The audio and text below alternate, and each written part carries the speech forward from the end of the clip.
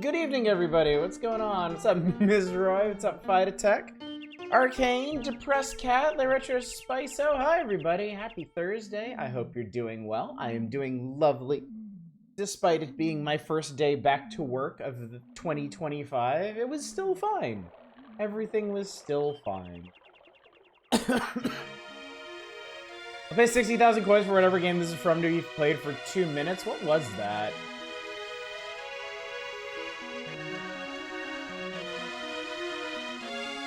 Huh. Okay, that was from a game called Rejoice. I don't know what that was. What's up, Paris Salamanca? Good to see you. Look at the menu for tonight. Nothing with a side. What's up, Mana? Good to see you. Jesus Christ, 215 stream streak. Of course, Arcane earlier with 130 stream streak. Some of y'all are crazy. Some of y'all actually come out here and watch me night after night. That's insane. Who would do that? This is the year they were setting Logan's Run-In or some shit.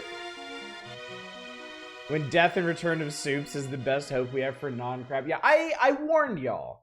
I warned y'all that August would not be terribly exciting, and I mean, here it is. Here it is. Pay 60,000 coins for 2 minutes to rejoice and make it past the intro cinematic, and all I will laugh. I'm in negative 100 street streak. I'm sorry. If memory serves, an American Tale is actually not all that bad. Well, I imagine we'll all find out together. But yeah, it's well, I'll talk about it in a minute. We got other stuff we can talk about first. I mean, I've been playing good stuff in my own time. I've been playing 40K Rogue Trader and really enjoying it. It's very fun. It's very exciting to connect with a new shiny RPG. You know, well, I mean, what was the last RPG that I played? Like on stream, or I think the last RPG I played must have been on stream.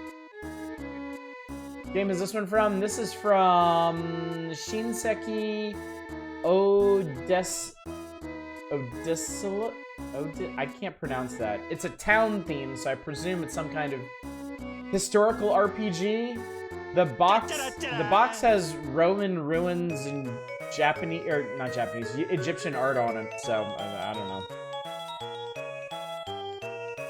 Le Retro Spicer, thank you so much for the gift sub to Paris Salamanca. That's very generous of you. Very much appreciate that. Also, good evening, Eva. Good to see you. The hell is this now? Spreadsheet with graphics, different spreadsheet. Anything can be a spreadsheet if you think about it the right way, or the wrong way, I suppose.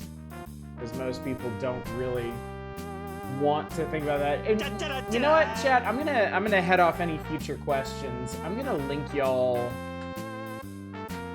I'll link y'all the playlist for tonight. I'm starting somewhere in the middle, really.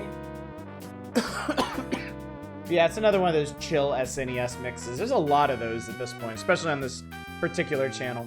Also, Fight Attack, thank you so much for subscribing for 3 months. Very generous of you as well. Every day is a spreadsheet day if you believe in your heart. Every day is a spreadsheet day for me.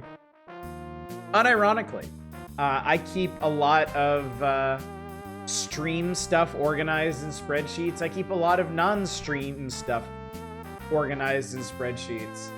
I actually keep track of my character farming in my dumb Star Wars phone game in a spreadsheet. And it's very encouraging and rewarding to do. I am just that much of a nerd.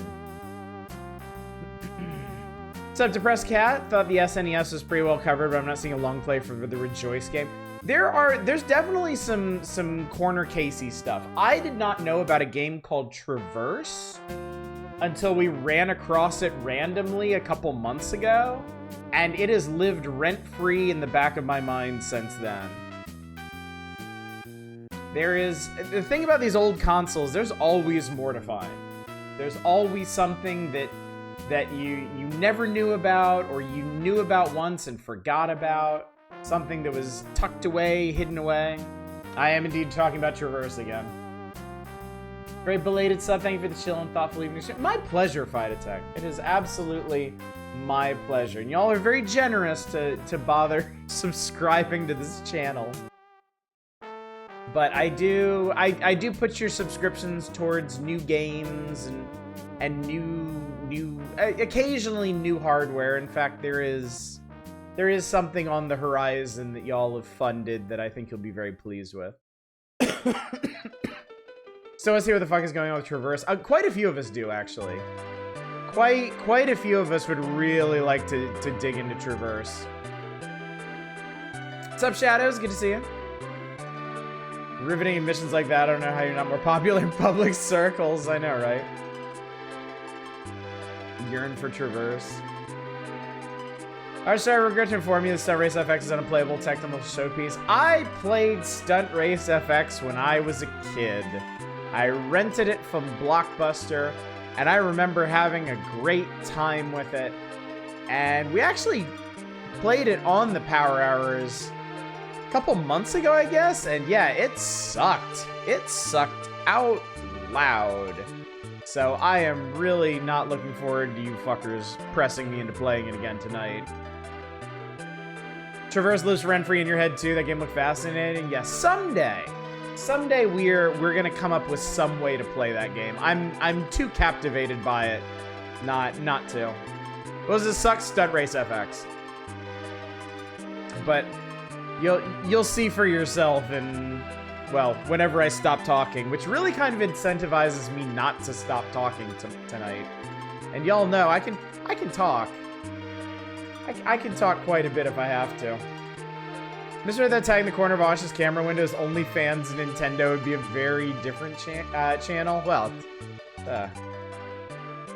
doesn't have to be.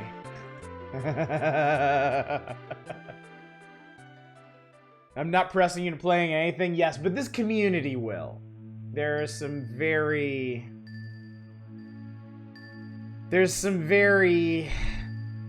people here. Put that jacket back on, I swear to God. But then you would be able to see my cool little guy. I thought this was a very appropriate shirt to wear for my first day back to work of the year. Longer chat has to get antsy, the more likely they request all of the garbage. You might be right, too.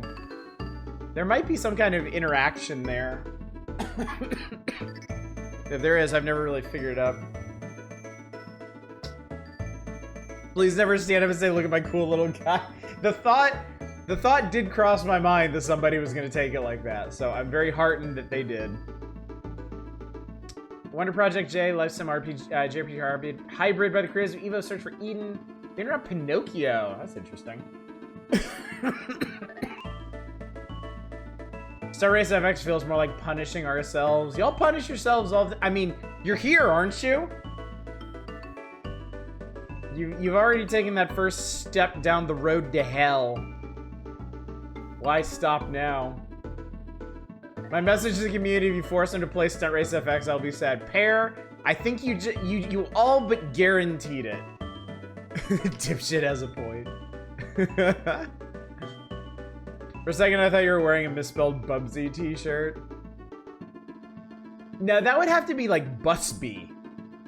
I would totally wear a Busby t-shirt with a totally cracked out Bubsy portrait on it. Prepare for sadness, my dude. I really don't want to look at the game that inspired the Cybertruck. What's up to it? Actually want to see, that's the thing. That's the thing.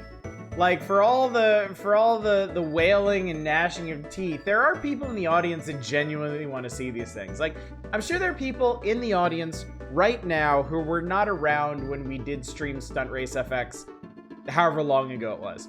There's probably somebody in chat who wasn't around when we played this absolutely irredeemable piece of shit Lord of the Rings game who's gonna request that too. It takes all types, chat.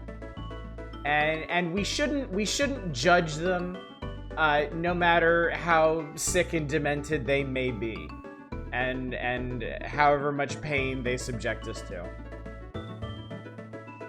Can almost the same experience looking at screenshots. Hi. Can I see how much the game sucks and will gladly spend someone else's points to see it? If Stunt Race FX ran better, it'd be legit cool. No, not really. There is... I might even have it.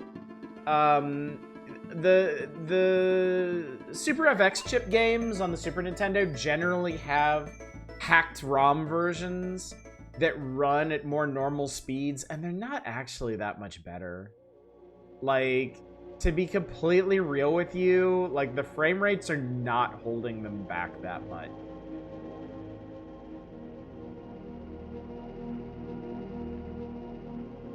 Look at them quickly enough, you'll get a better frame rate than the real thing, even. I hate Lord of the Rings, the game chat. Absolutely gonna request.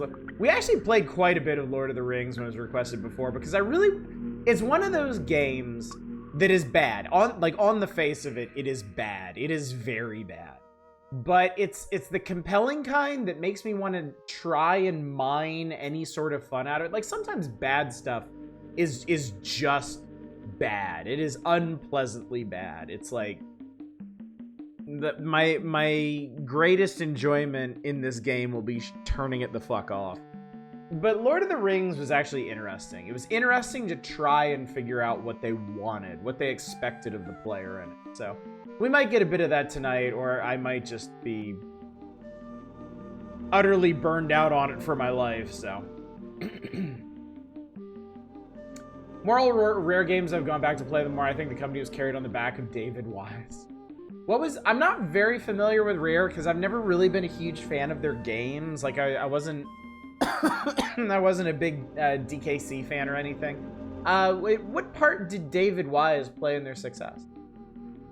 King of the Monsters 2 should be fun though. We played the first one, right? And that was fun for a hot minute.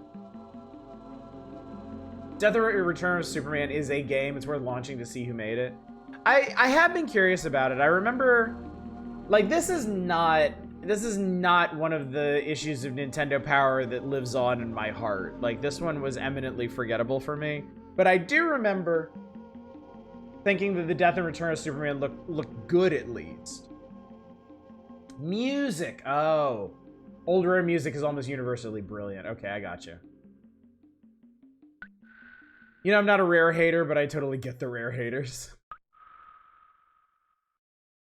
One of their go-to composers, okay. Also composed for Donkey Kong 64, and oh boy, that's a shitter. Do actually like the DKC games quite a bit. I think they hit their stride during the N64. DK64 aside. Yeah, Donkey Kong has never been a big one for me. I was never really interested in the arcade game. I enjoy them. Like, we spent a night a couple weeks back where I played all the NES Donkey Kongs, and they were fine. We had a good time with that. Yeah, the DKC games seem neat, but I've just never been very compelled by them. I have a thing. I was never a fan of that sort of, like, 2D pre-rendering. I've always kind of had a problem with it. Like, I vastly prefer, like, hand-drawn pixel art to 2D pre-rendered. And that's not just for games like Donkey Kong Country. Like, when the Final Fantasy games shifted over to pre-rendered, I really didn't like that. Like, straight up.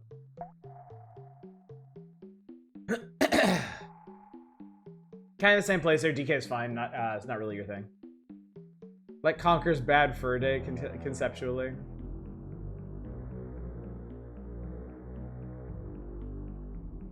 Glad we can admit this finally. I like pre-rendering mostly. Yeah, I mean, it's just... It's one of those... It's one of those disciplines of game art that I've never really liked very much. It's never really appealed to me. And I mean, I've softened on it a bit. Like, I used to really not like the PS1 era of 3D. And I've definitely come around on that. Otherwise, I wouldn't have enjoyed stuff like Dread Delusion as much as I did. So I mean, it's not unthinkable that I'll come around on pre-rendered art either. But in general, yeah, the 90s era of pre-rendered 2D, I'm just not into.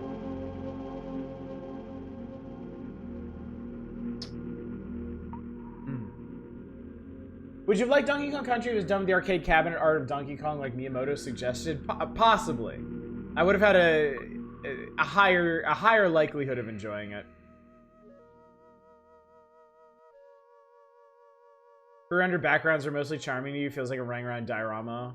See, no, I feel the exact opposite. Pre-rendered backgrounds feel like you're moving pieces around on a sheet of paper. And that's why I hated them. I feel like I have never in my life played a game where I was moving a character around on a pre-rendered background where it actually felt like they were part of the environment. I mean, Final Fantasy VII was particularly bad about that because the pre-rendered backgrounds and the extremely low poly, untextured characters just hugely clashed against each other. I really, really didn't like that. It's a testament to how good Final Fantasy VII is in other ways that I stuck with it despite that. Because as far as I'm concerned, Final Fantasy VII graphically is a huge step down from 6.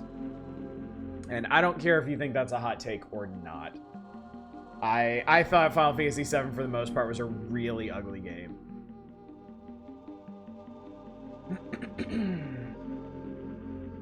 Pre-rendered can look nice. The disconnect between background and interactable elements always felt like watching one of those old cartoons. We're gonna tell which parts of the scene are gonna move where they do. Yeah, I know exactly what you're talking about, Depressed Cat. And yeah, I could not agree more. That Donkey Kong Country, the mocap late 90s Canadian CGI cartoon that had the Nobody's Hero song wouldn't exist. I don't know if it's all balances out. See a game with a giant arrow on your head so you feel more in the environment by knowing where you are. I joined the stream to heresy. You're gonna have to be more specific than that, Dom. We have a lot of hot takes flying around right now. You're right. I can also understand why wasn't it very close to launch? Was it? I don't think it was. It was.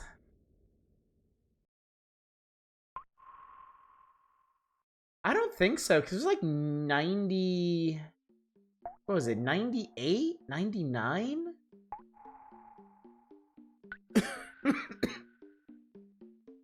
Have you ever seen Resident Evil, the remake for the GameCube? Pre-rendered backgrounds and there blew my mind. Only saw it a couple years ago. Yes, I do know what you're talking about.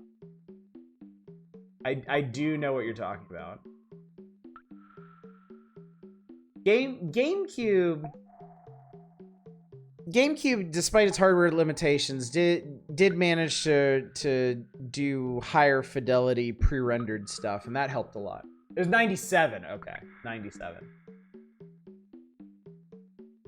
Oh, the very beginning of 97. Wow, okay.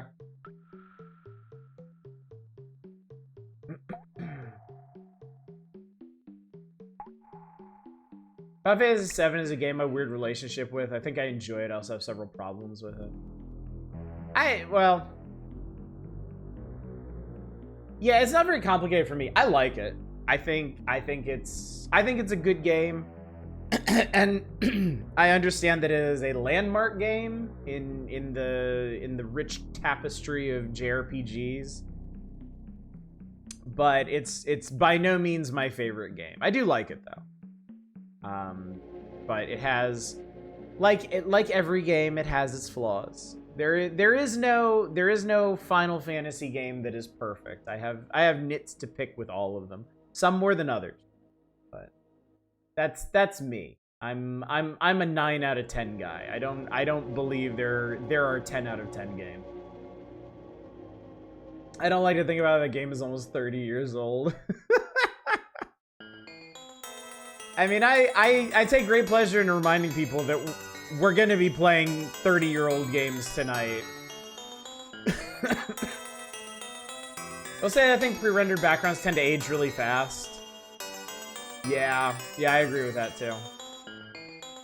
Hate playing scary games. I don't play the GameCube Resident Evil because holy shit. Only played through disc 1. Don't tell you how it ends. Don't worry. We'll avoid spoilers, grunt fodder.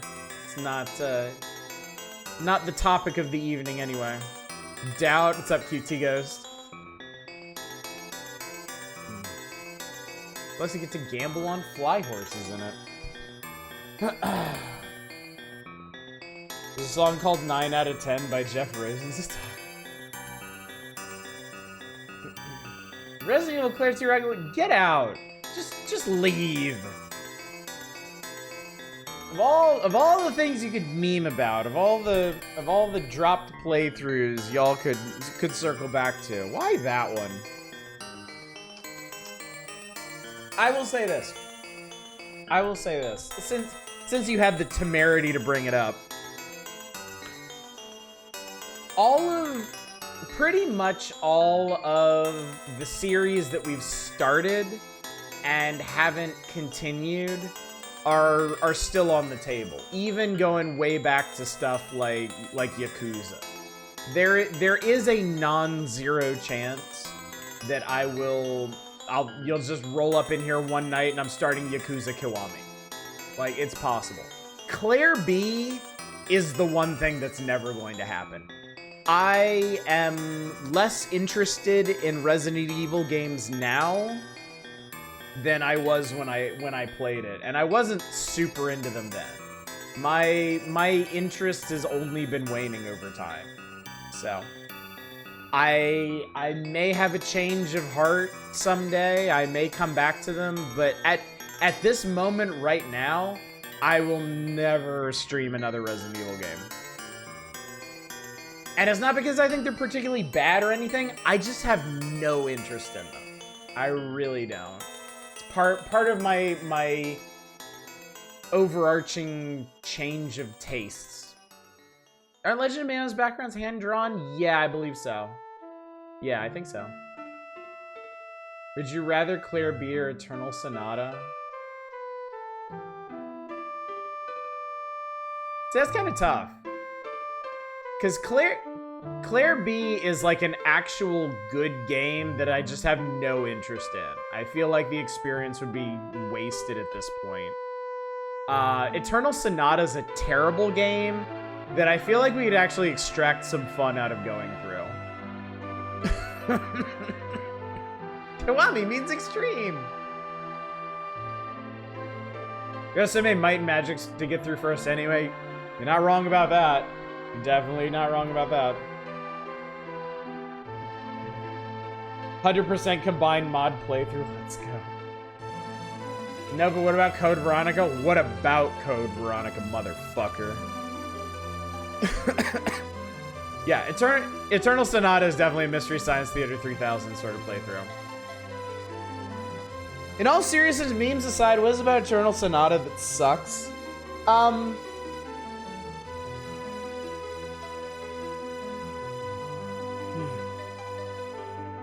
Okay. Some games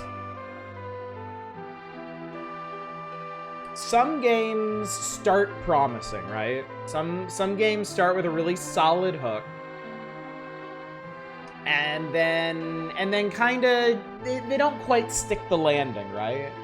Some games have a really promising start and they never quite capture the promise of it, you know? Eternal Sonata is a game that starts with a lot of promise. Enough to really draw you in, captivate you, get you to know the characters, get you to work your way through some fairly grindy gameplay. And then there is a point. There is a specific, conspicuous point in the game where instead of not meeting its potential, like, Eternal Sonata strangles its potential to death and then sets the corpse on fire and throws it off a cliff. Like, it is incredible the way that game, yeah, jumps the shark. It's borderline unbelievable. I didn't play Eternal Sonata myself. I've told this story so many times, and I never get tired of it. My poor roommate, when I was living in Japan, he got the original BioShock and Eternal Sonata around the same time, and he was playing them concurrently. And he made the mistake of finishing them both in the same night, and they were like just wildly disappointing games in opposite directions. But before that, I still remember I hadn't been paying a whole lot of attention to his playthrough. Like, I'd come through the living room and I'd watch him, and he was fighting some plant monsters or doing some fantasy politicking. I was like, oh, this seems really cool. This seems like a neat game. Like, it's very pretty. It's got a really cool theme. It's right?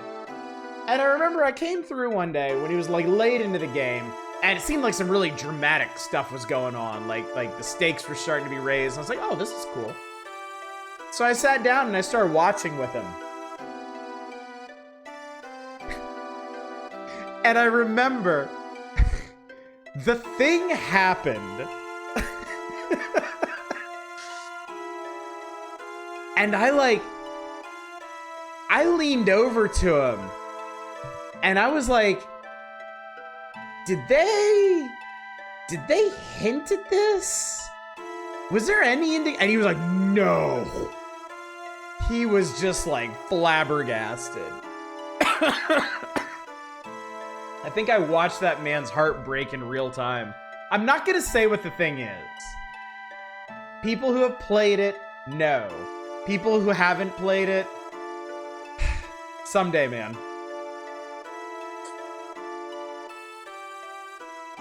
It is not my place to tell you. You gotta, if you want the real experience, you've got to watch somebody blind play through Eternal Sonata. I guarantee you, when they hit that point, when that thing happens, like, all hell is just gonna break loose. Also, good evening, Skinibulus. I see you there. Had no idea there was a Lord of the Rings game back in 1994. But you can remember Fievel Goes West.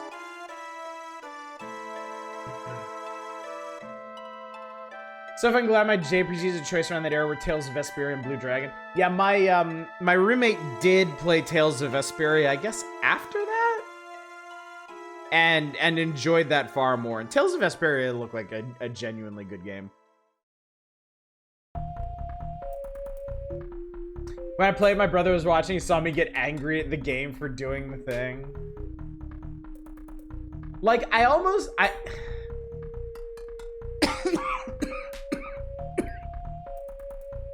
if we didn't have such a long and storied history of playing, like, garbage on this channel, like, I feel like if I told you, y'all wouldn't believe me. But we have played so much, like pants on head shit on this channel that you'd be like, wow, okay.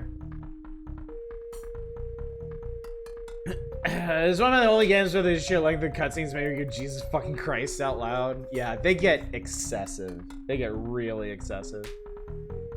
Is it more or less outrageous than the Star Ocean 3 twist? So, like, I know of the Star Ocean 3 twist. And, like, I mean, yeah, that's weird. But it's also, like, other games have done that, right?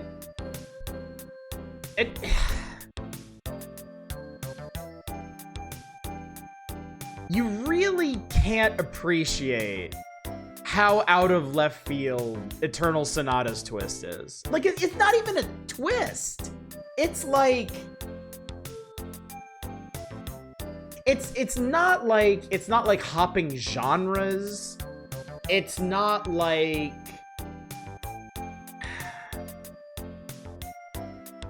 it's seriously like they had a story. They had a good story. They had a story with a flow to it, with dramatic beats, with stakes, with like character investment, and like there is a scene where it's like the developers grab all of that and ball it up in front of your face and stuff it in a trash can and are like, all right, fuckhead, you go over there now. And you're like, but what? And like, shut up, go over there. Don't ask questions, just do it. Like, I really haven't seen anything like it in any other game. It really is kind of singular.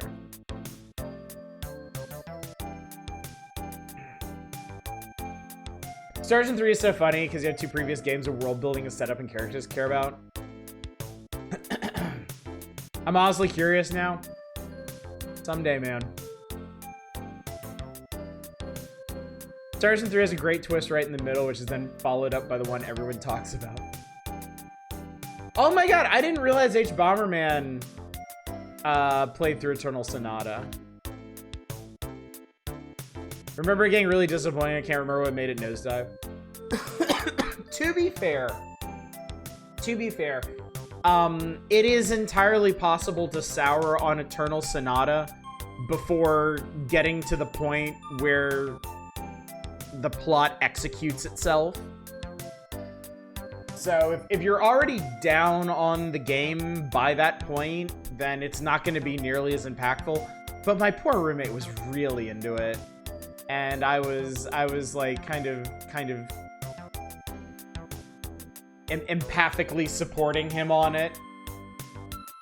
H Bomber guy, H Bomberman is like H. That's terrible. Oh man. Played some amount of Eternal Sonata, and there's one thing I recall from the game. I had no idea what Sonata is alluding. Yeah, that's another thing. There's actually a number of disappointing things in Eternal Sonata. So honestly, all of us who are in some way familiar with it might actually be talking about different things. So it's almost kind of a shame that I committed it to it being the final game we ever stream on this channel, because I almost sort of want to play it for y'all now and show you, although it's pretty long. I'm also torn on whether or not it would actually be worth sticking with that long, just for you to be that disappointed.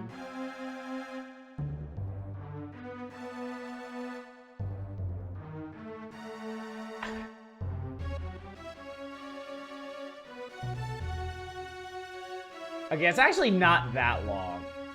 It's 30 hours. At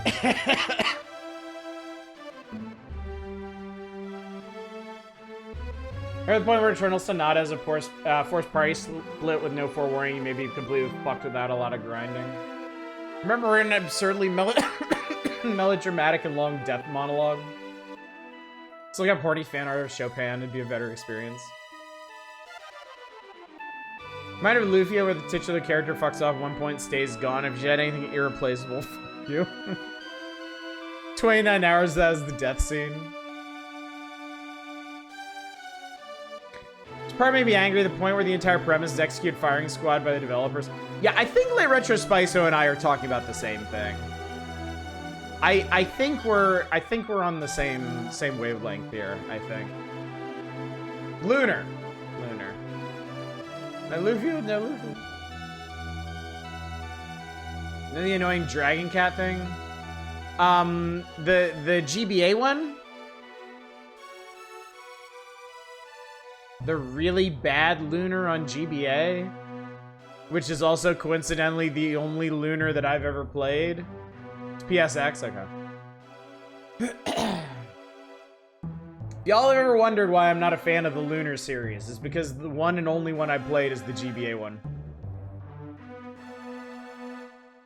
Where the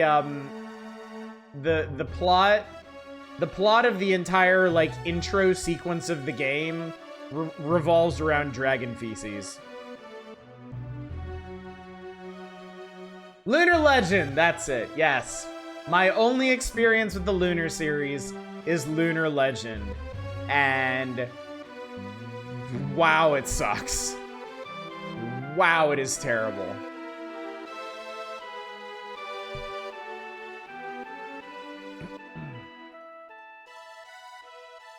Other versions of Lunar 1 are so much better. Yep.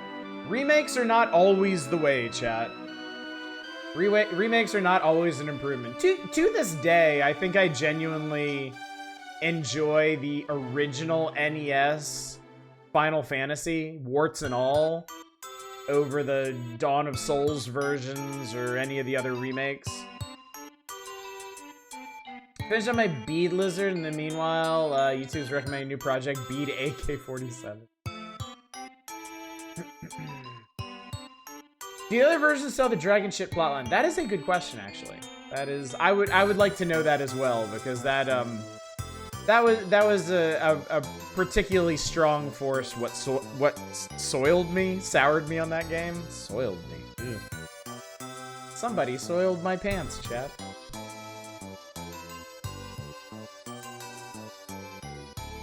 It's like one throwaway joke line, not in Lunar Legend.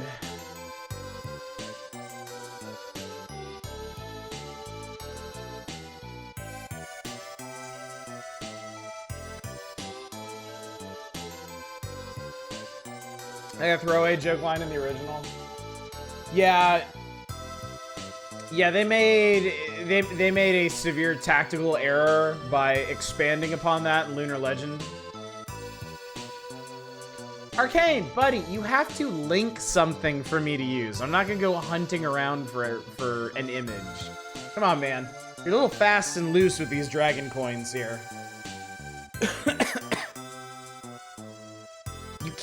You can't just impose whatever you want on my dragon coin options. Yeah, you're trying, but you're failing.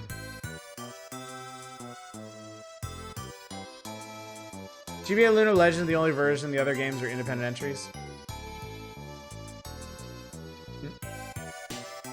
Yeah, that would have been much more acceptable, Shadows.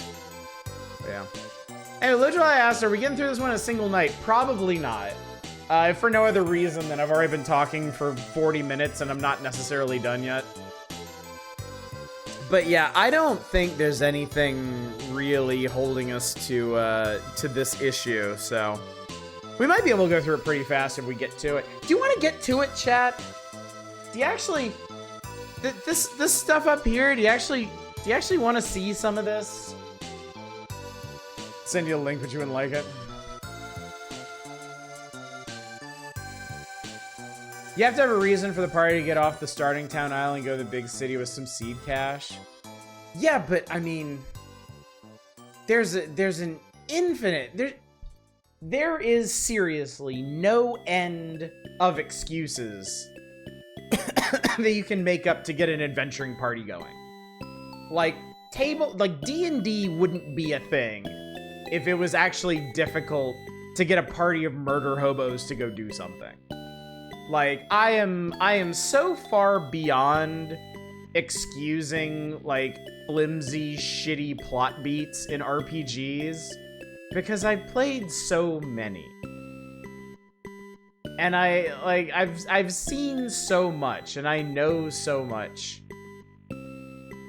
And there's just really no excuse for it. What's up, Imaji? I'm a bit intrigued about the horrible Lord of the Rings games. Oh, we're definitely gonna be playing that, yeah. Let's get to it.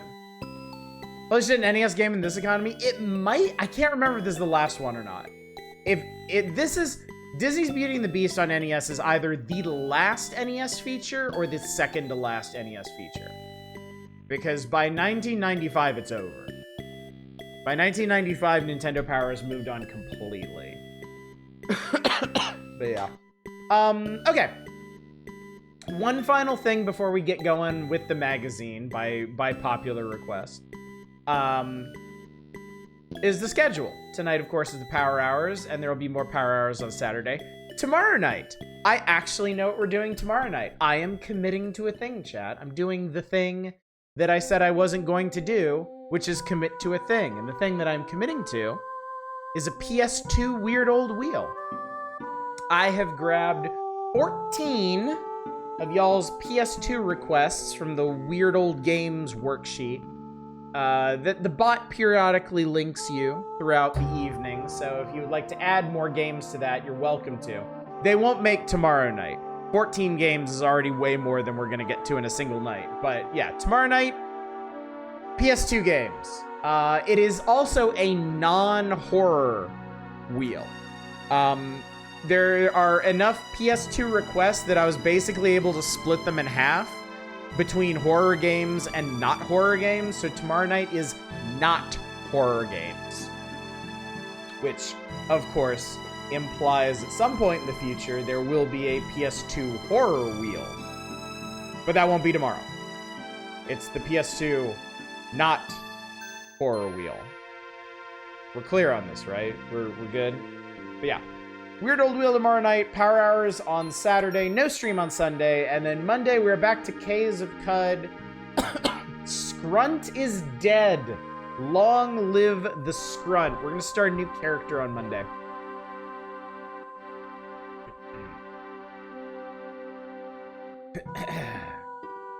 PS Horror Wheel should be in April. Game does this come from, by the way? As far from October as possible. Bounty Sword. This is the campfire theme from Bounty Sword. Oh, good, he died. He was, without question, the best Caves of Cud character I have ever had. Scrunt will live on in my memory for all eternity. Until I have a better character, and then fuck that guy. But, how did Scrunt meet his end? Deep in the depths of Bethesda Susa. I actually beat the 3 troll bosses of Bethesda Susa, and then, got melted by a sentient puddle of ooze. Yeah, Scrunt couldn't eat his piss berry because he was frozen solid. Such is life, such is death. Such are the wages of sin in the Caves of Cud. But we'll put another adventure on toward their ignoble end come Monday. Scrunt said Skyrim is mid, and then Todd Howard oozed out of Bethesda and melted. Alright, Nintendo Power, chat. Nintendo Power. Let's talk about this. Welcome, one, welcome all, to August 1994. The extremely memorable Stunt Race FX feature. You know, I would have been much more interested in Stunt Race FX if the graphics looked like this. It's very weird to me that Stunt Race FX had, like, this proto-Cars thing going on. That's a duck with a tire. It's funny, too, because this is, like... If it could be argued there's a secret car in Stunt Race FX, that's this guy. Pretty good concept art, not gonna lie. It's not concept art. I'm pretty sure Nintendo Power made this, specifically, for their cover feature. Nintendo Power put a lot of work into making their own covers. I don't think it's actually taken from the Stunt Race FX team or anything, so. Who's the fuck with a tire? I'm not dignifying that with a response. So yeah, and then of course you've got this horrible ad, which has already been running for a month or two in Nintendo Power. Because it was the 90s, chat. And 90s advertising had to be... There's a special sort of, like, grotesquerie to mid to late 90s advertising, where, like, everything kind of looked like it was taken from a 9 Inch Nails video. And, like, ads were threats. Isn't it odd to think about, like, in the modern era of, like, new sincerity and irony? Isn't it kind of odd to look back on these, like, straight up hostile advertisements When companies were like openly trying to bully people, shame people into accepting their products. Reminds me I need to put away the food I cooked. Which one's easy and which one's hard in the advertisement? I can't tell.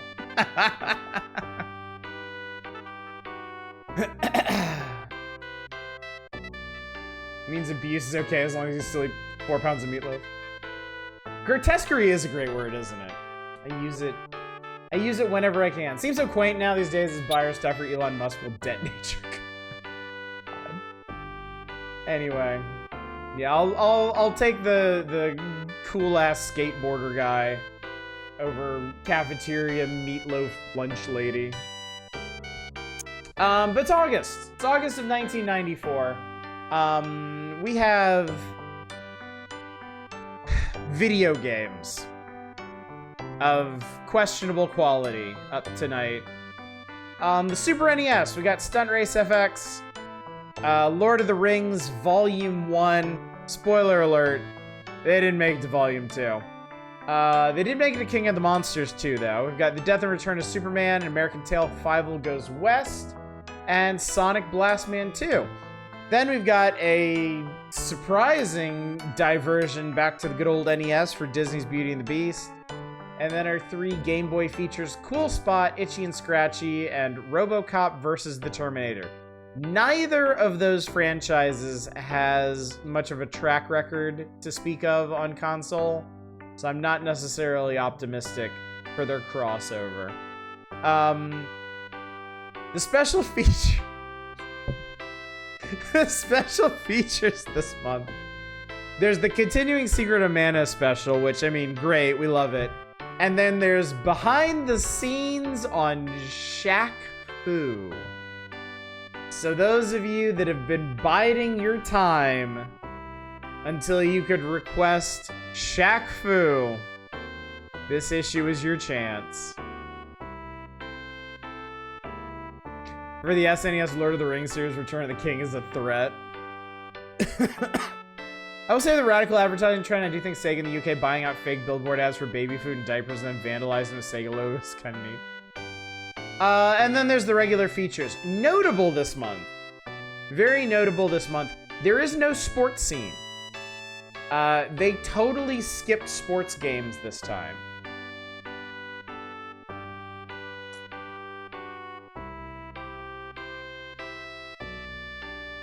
Have you seen the Shackhead gummies in store? No, I have not. They made a recent sequel to Shaq Fu? Huh. I was given Shaq Fu for free on the Switch. I couldn't return it as a result. It's a brawler. It sucks. Color me shocked. Alright. Anyway, chat, let's get on with it. Let's get started. I'm hoping... I am hoping that we move through this issue with all due alacrity. The next issue, I believe, is better. Not a huge step up, but I believe it is better. So, requests are now open. You are free to request any video game that appears on the page that we are currently on. So those of you eagle-eyed enough to pick out titles amongst the fan letters and stuff, go nuts. What's a Shaq? Shaq goo.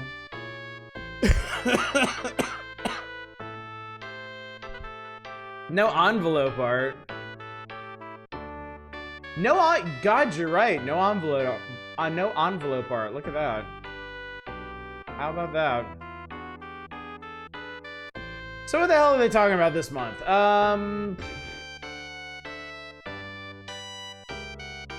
These people lost 2 Game Boy games in December and found them in their yard.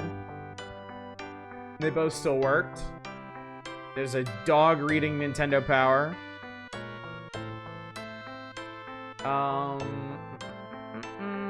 Subscriber from Canada.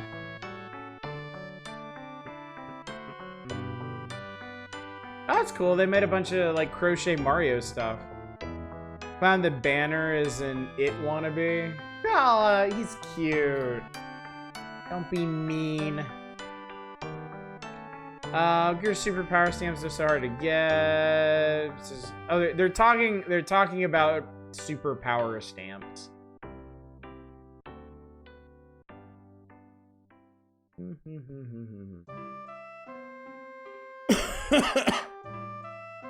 Super power stamps were kind of neat. I got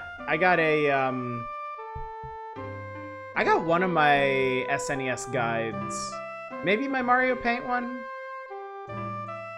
using super power stamps. That was cool. How fancy for music?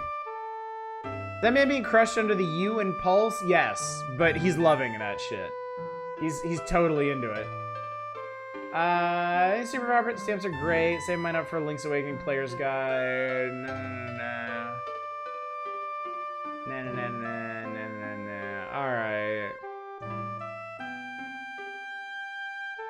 Alright. Boring letters section tonight. I'm gonna move on. I saw that request for Mario Paint. I am going to veto it on the technicality that they're mentioning the player's guide and not the game itself. I'm not in a very artistically inspired mood at the moment. Not when we got this to play. I mean, come on, man. It's Stunt Race FX. The very first name they drop here is Fox McCloud.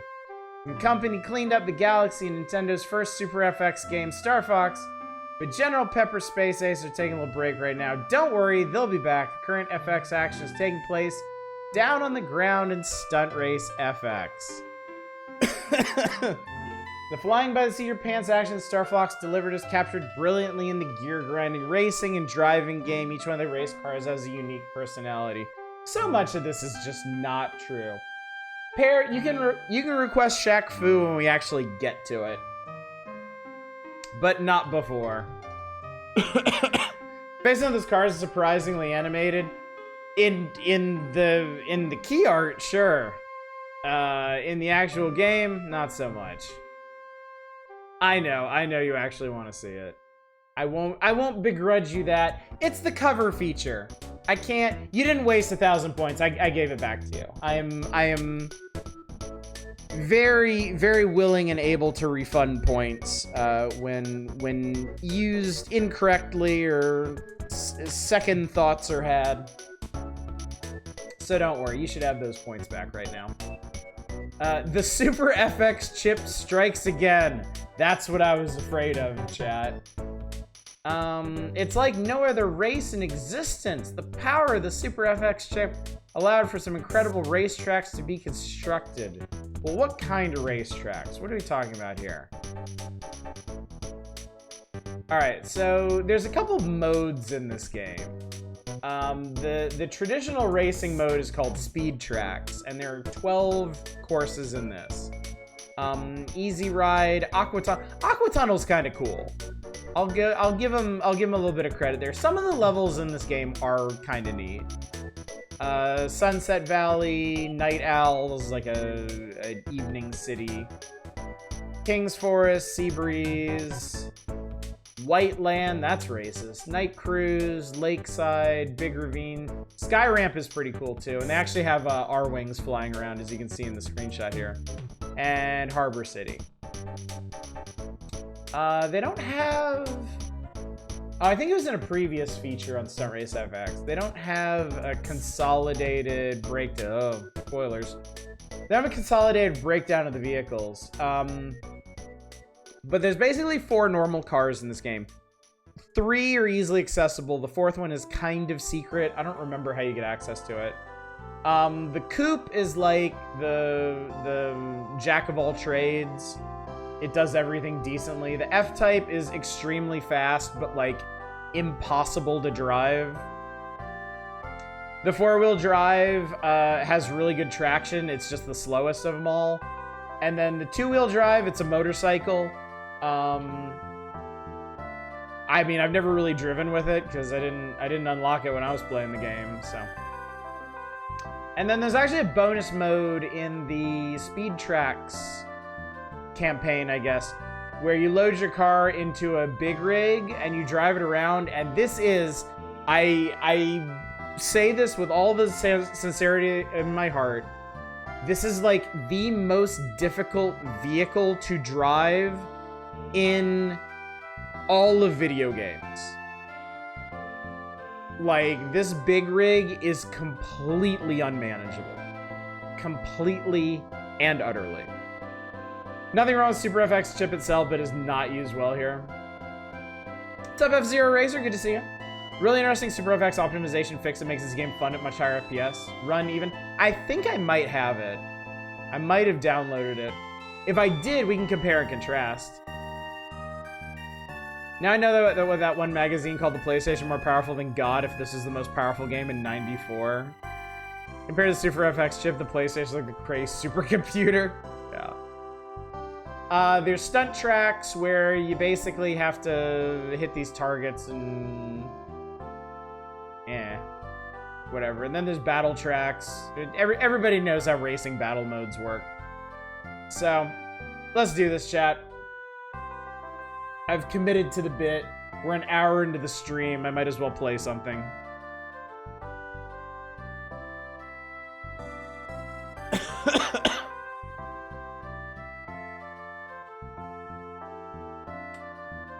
Oh, that's not plugged in.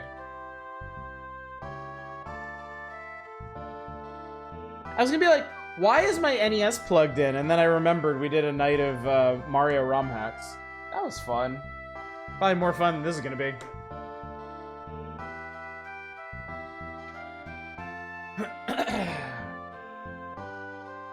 To be fair, the PS1 was 1994 in Japan. You'll have to wait a few months to be seeing so much better than this. Do I actually have...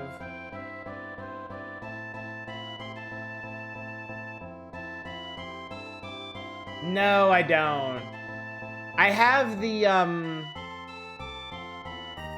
enhanced Star Fox. I have the Star Fox that runs at a higher frame rate, but I don't have the Stunt Race FX one. Someone requested this, yes. Key art is great and quite silly. Again, I wish the actual game looked like that instead of what you're about to see. Alright, anyway. Oh, that's from, that music was from an Ys game. How about that? How's about that? Yeah, alright. It's just a silly old racing game, that's all. Alright, let's do some speed tracks. Body strong, acceleration fast. The coupe is just medium. F1. Oh, that's the problem. That's right. You actually have a life bar in this game, and it's really easy to die. And like the F1 racer dies pretty much instantly. All right, we'll use the coupe. Bah, my name is Bah. All right, we got novice and ex. Why is the background static? That's so obnoxious. All right, easy ride time. Here we go, chat. Hold on to your asses. Oh yeah. All right. You can count the frames on one hand. Here we go. Oh boy.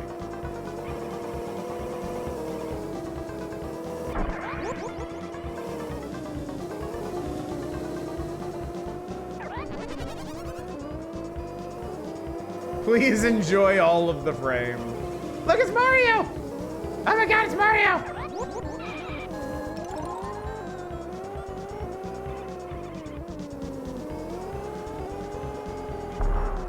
Wee, oh my god. Oh Jesus, oh god. Now, I will say one of the neater things about this game is that it's probably one of the first race like video game racing games where you actually have like a simulated suspension for your vehicle. Because the body of your car and its wheels are all separate. And you can see that. I mean, it's not so easy to see on this particular track, but when going over hills and inclines and stuff, you can actually see the wheels moving independently of the rest of the car, which is genuinely kind of cool.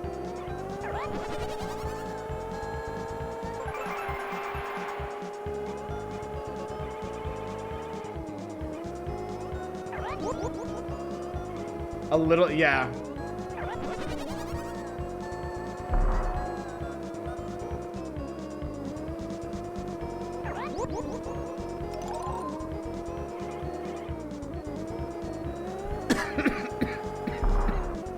Whee!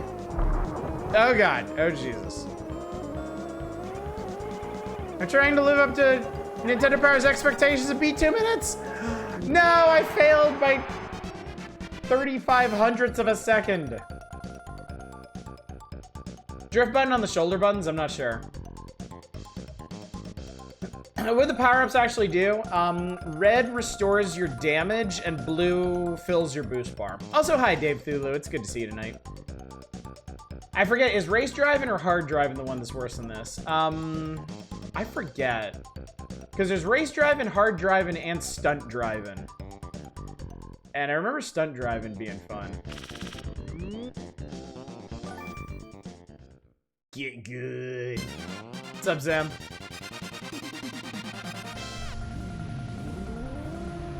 Also, this game commits, in my mind, one of the cardinal sins of racing games, which is just having a straight-up timer. Like, I don't believe, personally, that racing games should ever have timers. Like, you should be racing somebody, not the clock. Okay, so this is what I was saying earlier. This level's actually kind of cool because it's got this neat underwater area. Which, I mean, still kind of runs worse than the rest of it, but it's a neat concept. It's the arcade heritage? Yeah, fuck the arcade. Seriously.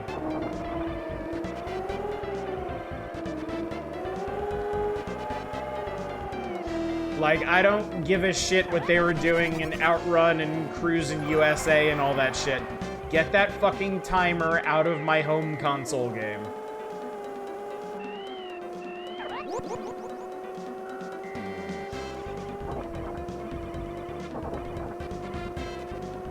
Like, obviously it's not going to happen. But, like, you gotta understand that in concept, in theory, in this game, you could be in first place and still lose a race just because the timer runs out. Like, everybody would have to be doing fucking terrible. There would have had to be some kind of, like, catastrophic fatal accident at some point, but just the simple fact that that's even possible deeply offends me.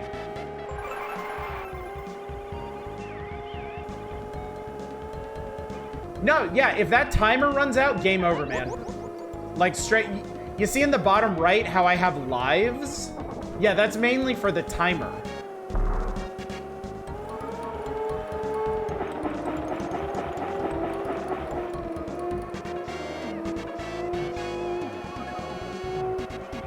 No, not only is this a groundbreaking pseudo 3D racer that runs like shit, it also has one of the worst possible holdovers from arcade gaming.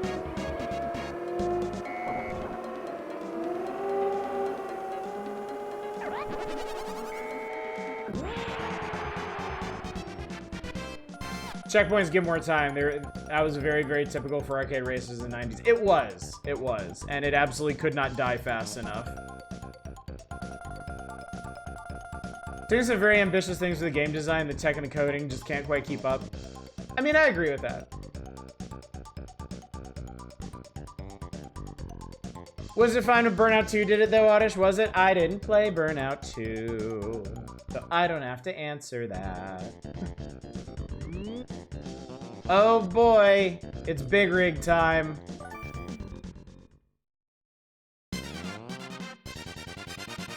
Need to watch this thing handle like a fucking whale.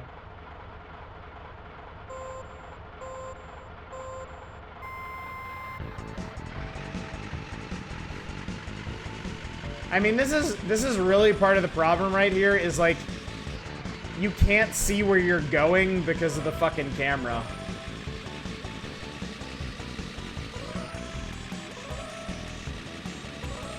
Like, you really can't see where you're going because of the fucking camera. Because the fucking camera doesn't even keep up with where your fucking car is. Look how cartoony and boxy it is. Oh shit, I went the wrong way. Oh god, I totally fucked it, chat. Oh god! Oh Jesus, we're all gonna die. Oh Coop, I hope you've made your peace with God.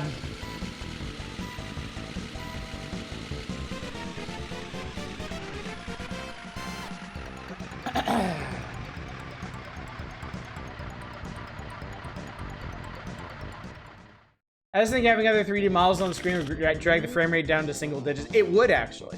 The only reason this game is running as well as it is because I'm staying out ahead of the rest of the vehicles. And honestly, that's because of the extra vehicles they pit you against. You are racing the four-wheel drive, which cannot keep up with you. Another just random coupe, which can't keep up with you. And the stupid bastard F1 racer, which is always up your ass unless you are playing as it. It's really annoying. But because of that, you almost never have to see another car on the track, and thus the frame rate can maintain itself.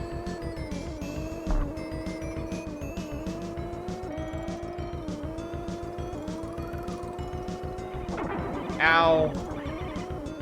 Oh god.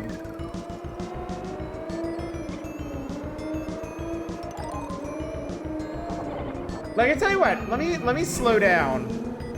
Okay, there they go.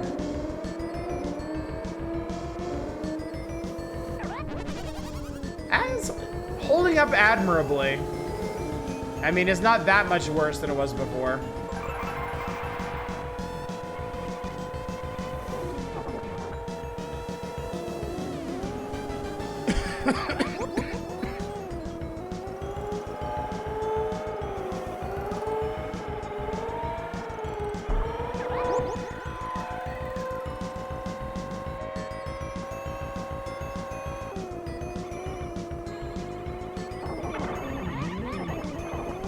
Oh my god.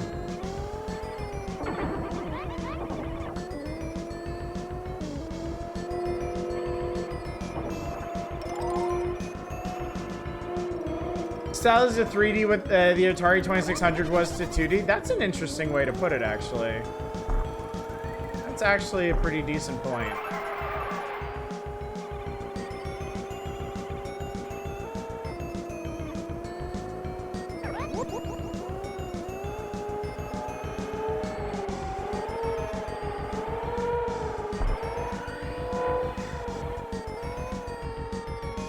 Is it weird that oh god, do you kind of like the flat shaded 3D models? Yes, yes it is.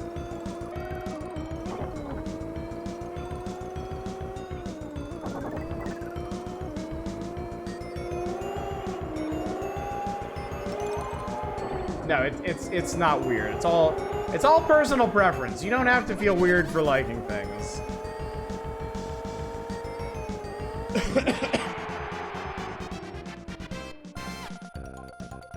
That wasn't a compliment. I know, but it's still an interesting point. I love how Virtua Racer looks doing similar sort of models, but just smoother frame rate. Yeah, I get where you're coming from. I just don't like it. I've never been a fan of unshaded, untextured polygon. I was always very picky about 3D. And like even one of the reasons I didn't stick with the N64 is I didn't really like the art of things on the N64 that much, you know? I love Mario 64, but it's again almost in spite of its graphics. I just didn't think that early era of 3D looked very good, you know? And the early era of like textured 3D, I used to not think looked very good either. Oh god. Like in my younger years, I really didn't like the way the PlayStation 1 looked. I wasn't really on board with 3D until like the PS2 era of 3D stuff.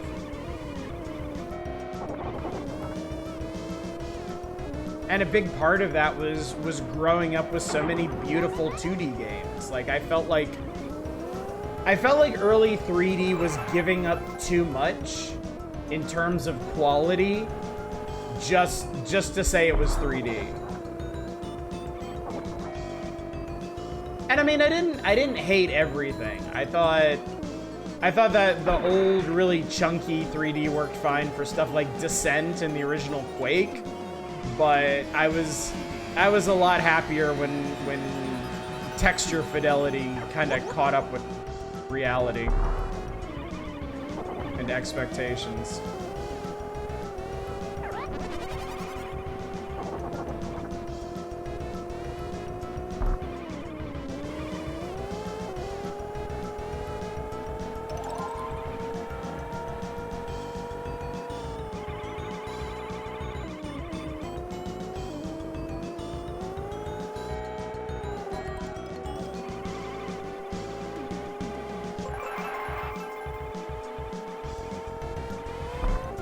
Whoa, Jesus. Oh, that's right. You can take damage from just not landing straight in this game.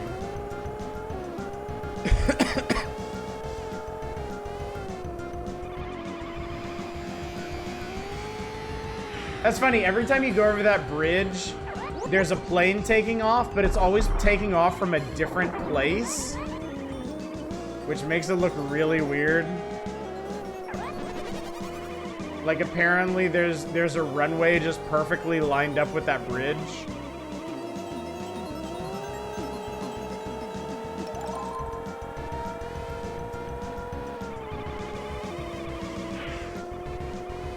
Damn, out of boost.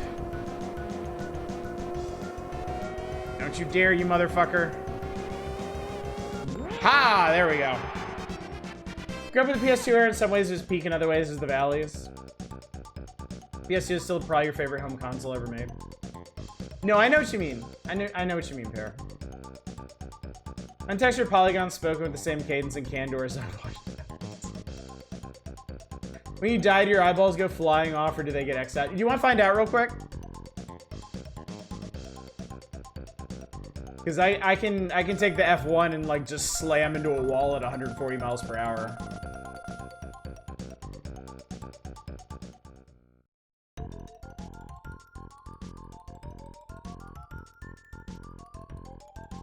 Pretty decent showing, honestly. First on all of these. All right, real quick, speed track, F1, Ka. Be released another Onimusha game this year. Wild time to be alive.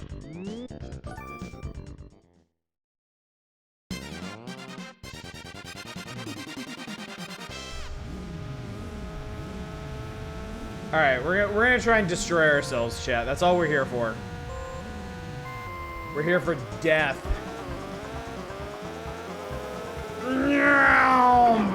Oh, that didn't do that much damage. What the hell? Okay, that did a bit better. Oh, there we go. Okay, so your eyes remain in place while the rest of your body, like, magically reassembles itself.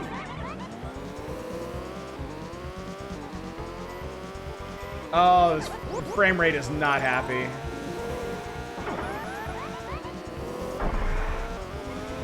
Boom! Oh, that's kind of ominous. Shit just turns red. All right, that's enough stunt race. Stunt track, stunt on them haters.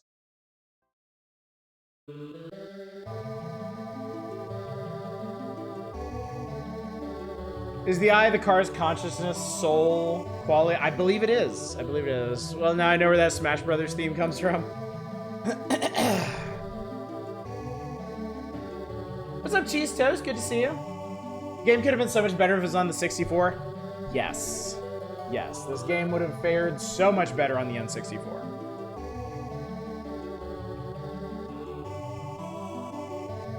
It would have not run like supreme ass.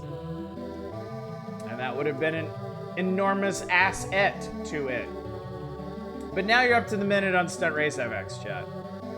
Let us never speak of this again. Not when there's The Lord of the Rings Volume 1 by J.R.R. Tolkien to experience.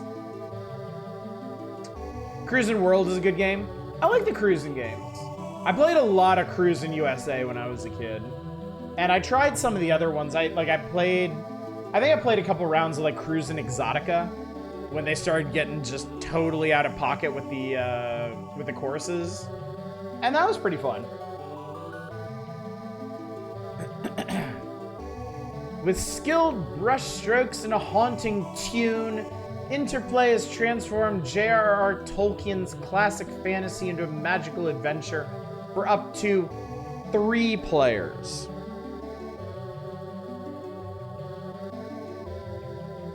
Why 3, chat?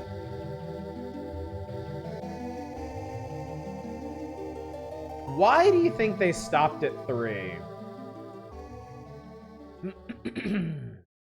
Closely following the path of the fictional Frodo. Oh, it's a good thing they clarified that he's fictional.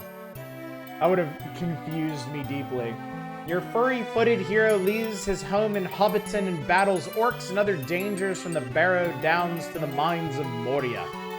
Piercing together clues and aiding in quests, the party navigates the endless twists and turns of their chosen path. What is the golden stuff in the cave? It's piss. It's piss, chat. It's obviously piss. Elijah Wood is not real, don't worry. One ring to rule them all in the third age. I'm not reading this. You're all nerds. You know how the Lord of the Rings go.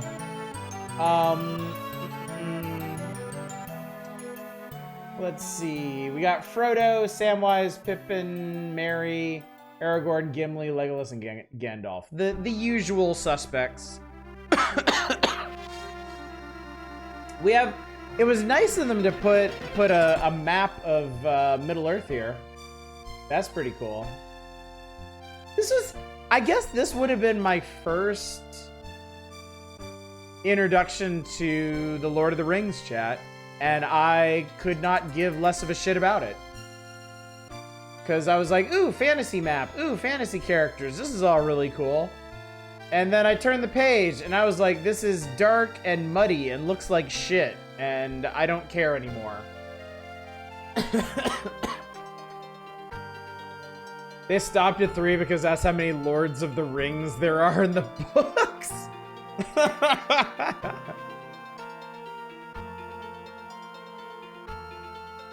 Lord of the Rings starts off strong, but after the descriptions of Bilbo's buttons takes a nosedive. Not enough Tom Bombadil. The Legend of Tolkien.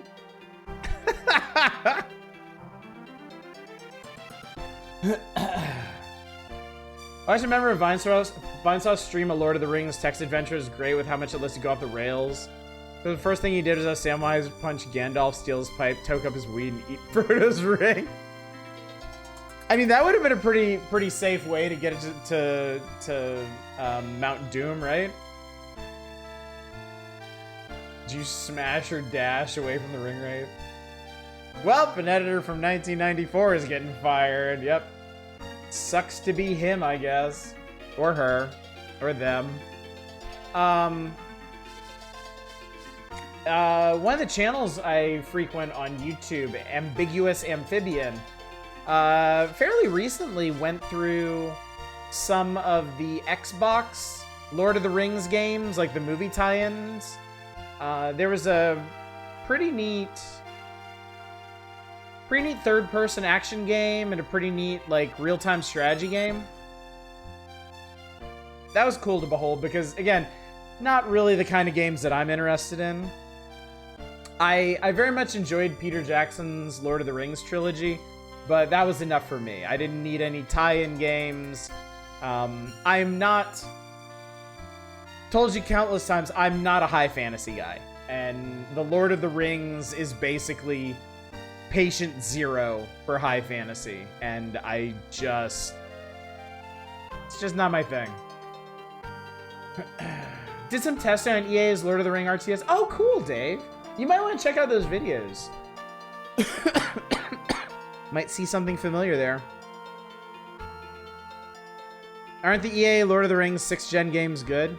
They certainly looked good. I mean, he made them look good. Wish the Gollum game wasn't so horrifically bad. I know, right? It actually looked like a pretty neat concept, but, you know. PS2 Lord of the Rings game is surprisingly great.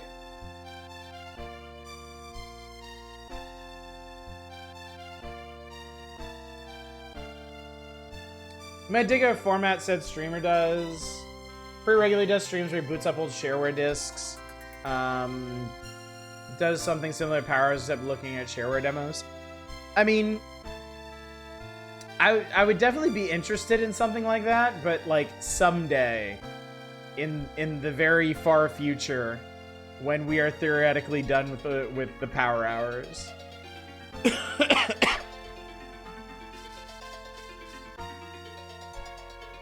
Gollum game was notoriously bad. The one with progressive orc bosses, I think, were pretty favorably reviewed.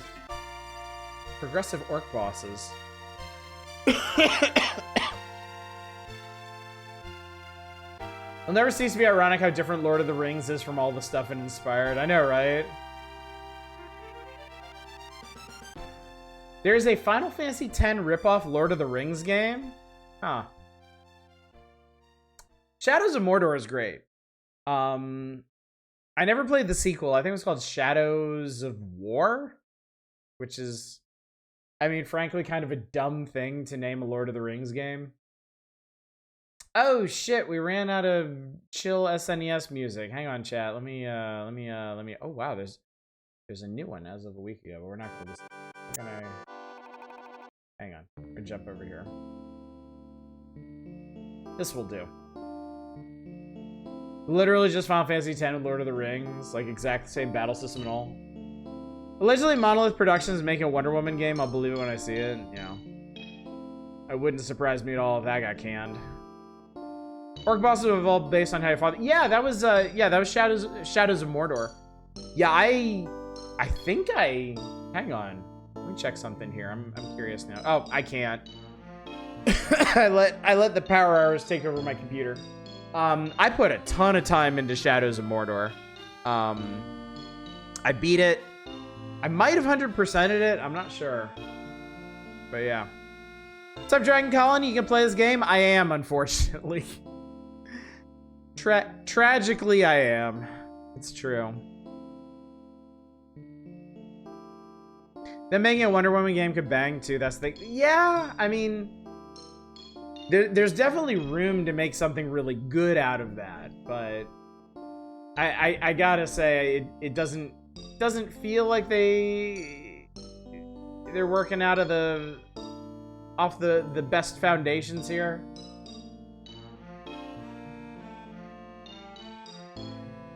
Yeah, Shadows of Mordor was great.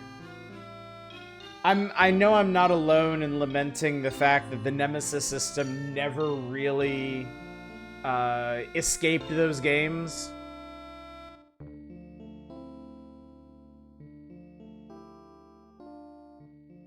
See, I like games like that. Yeah, you still have to name drop Ubisoft open world stuff though. Some have the yeah.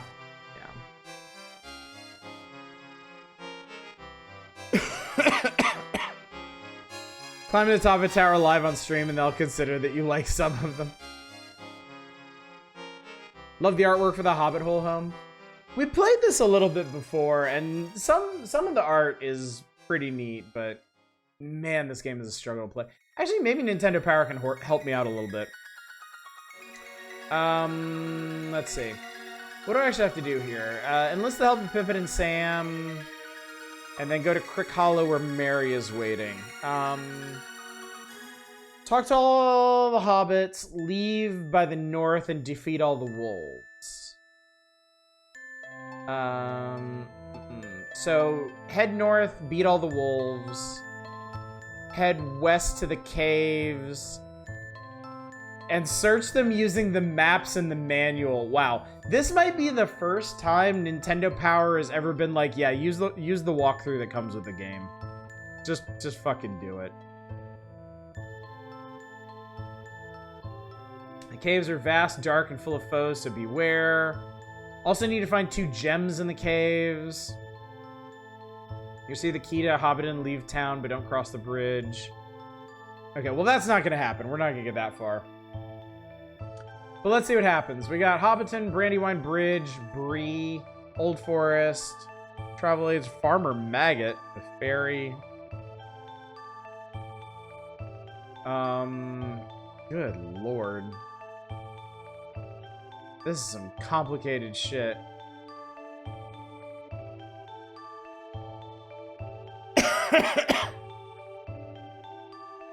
So it looks like I'm guessing from the way this is as far as Nintendo Power goes. It sounds like the Lord of the Rings Volume 1 only goes through the Mines of Moria. This last bit at the bottom here says, beware the Mines of Moria, trolls and Balrogs lie ahead, but the final journey to Mordor must wait for Volume 2.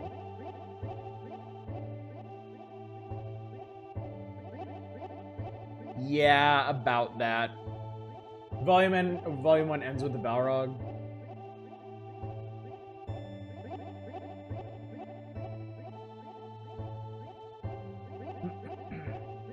It simply was not to be, chat. You're about to see why. Looks like they did make Volume 2. But not Volume 3? Really?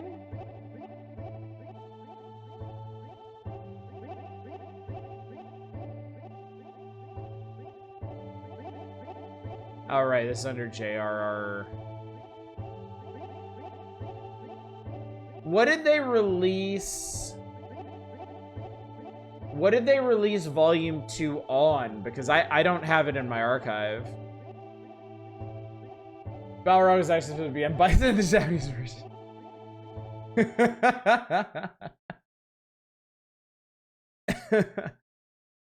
Technically, I do mean technically a very loose port of an MS-DOS game, more in the Ultima mold.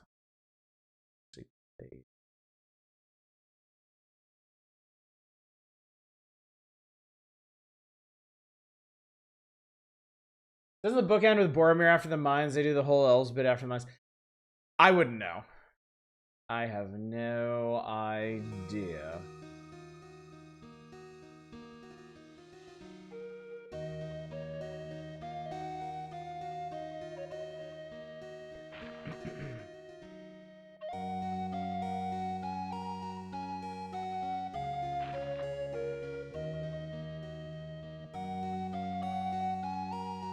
So I guess book 1, chapter 1. Oh boy. Oh boy. The Hobbit folk lived in peace in the quiet town of Hobbiton. Frodo Baggins lived unaware of the danger that surrounded the magic ring he inherited from his uncle Bilbo. It was in the evening on a warm spring day when Gandalf the wizard paid Frodo an unexpected visit. He had returned to tell Frodo the story of the ring. Gandalf had a look of worry when he finally spoke. You must know the truth about your ring. This ring is the one spoken of in ancient elven yeah, we know all this. It's fine. Everything's fine. Oh, yes. My dear people, dear Baggins and Boffins, my dear Tooks and Brandy Bucks and Grubs and Chubs, today is my 111th birthday. I'm 11-1 today. Hooray, hooray, many happy returns. I hope you're all enjoying yourselves as much as I am. I shall not keep you long. I've called you all together for a purpose indeed, for 3 purposes. First of all, I'll tell you that I'm immensely fond of you all, and that 11-1 years is too short a time to live among such excellent and admirable hobbits. Secondly, to celebrate my birthday, I should say our birthday, for it is, of course, also the birthday of my heir and nephew, Frodo. comes of age and into his inheritance today. Thirdly and finally, I wish to make an announcement, or regret to announce, that though, as I said, 11 years is far too short a time to spend among you, this is the end. I'm going, I'm leaving now, goodbye. Bloop.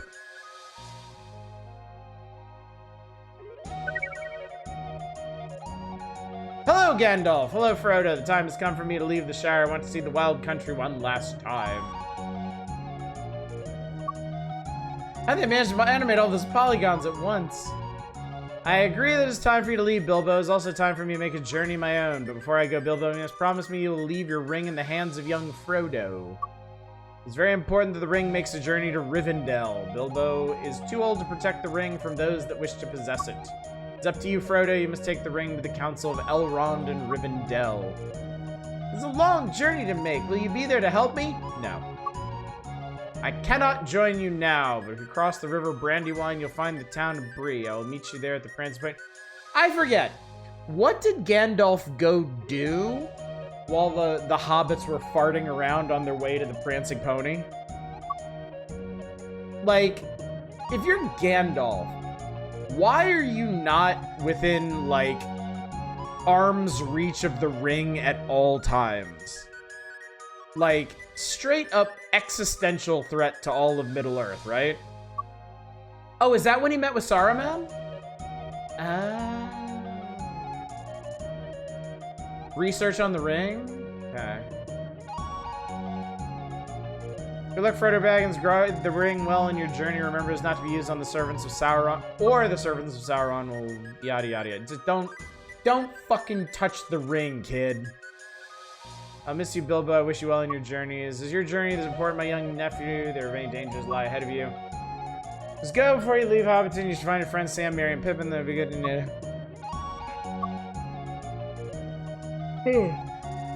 Excuse me, I'm just so enthralled by this. I almost wandered off without the ring. How about that? Oh my god, that wasn't even the actual game yet. Wait, do I have a save file in this?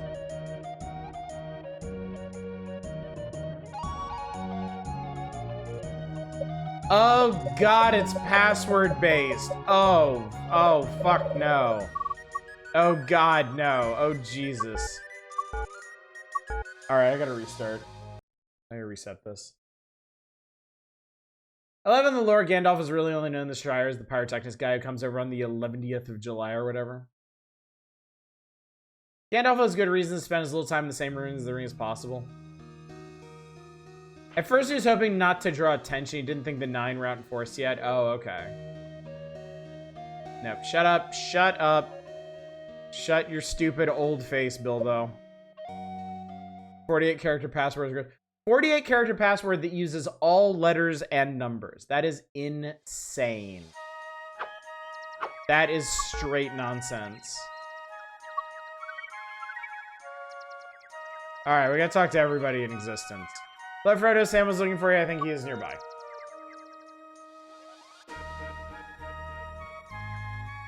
What's up, Boy Blue? Wheeze! Legends say that the caves around Hobbiton may have hidden treasures. Said that there may even be a power book that will give you great knowledge. Well, then why the hell ain't nobody found it yet? Old Roy Brandybuck. Here's some news from the east. Dark shadow of a man has been lurking by the bridge to the river Brandywine. He's looking for a young hobbit. He means him great harem. Have you seen Pippin Took? He said he was going to the creek to the north to go fishing. I haven't seen him in hours. I've heard that the roads are no longer safe to travel. Try not to encounter any strangers on your journeys. I've seen the Golden Sun transfer password. Nothing phases you after that.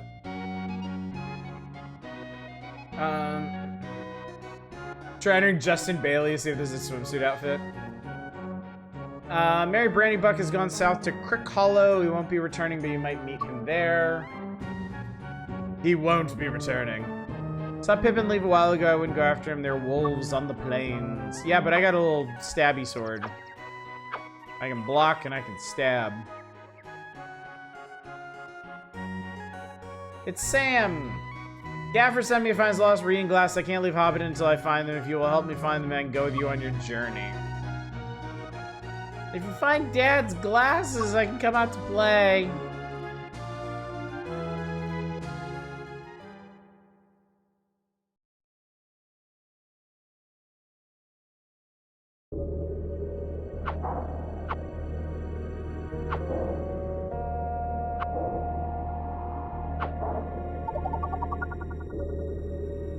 All right. Oh God, that's a lot of wolves. Oh sweet Jesus.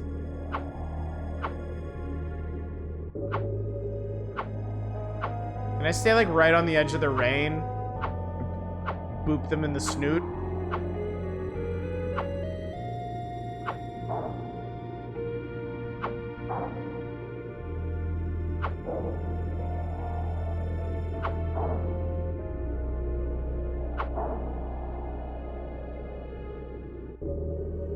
Chad, the combat in this game is trash.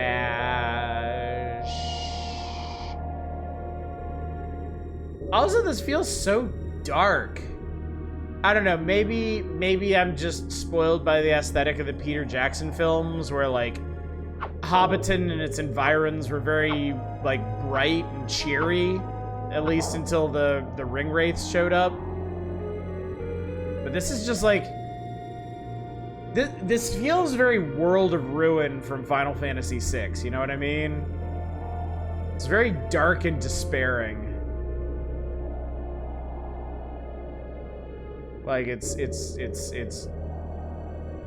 dark and drafty, and I'm turning wolves to bones.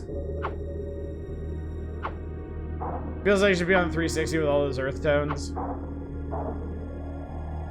Secret of Evermore. Oh God, yeah, this is very Secret of Evermore.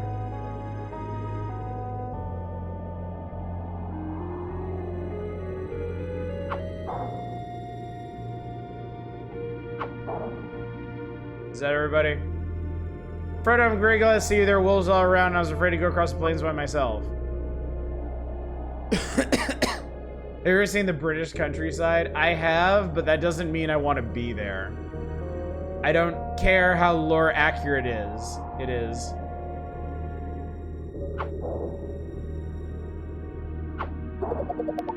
Okay, that apparently did it.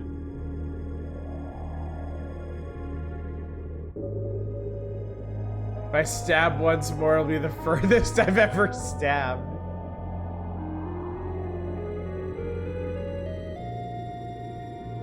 Thank you, I feel much better. I think I would like to join you on your quest now.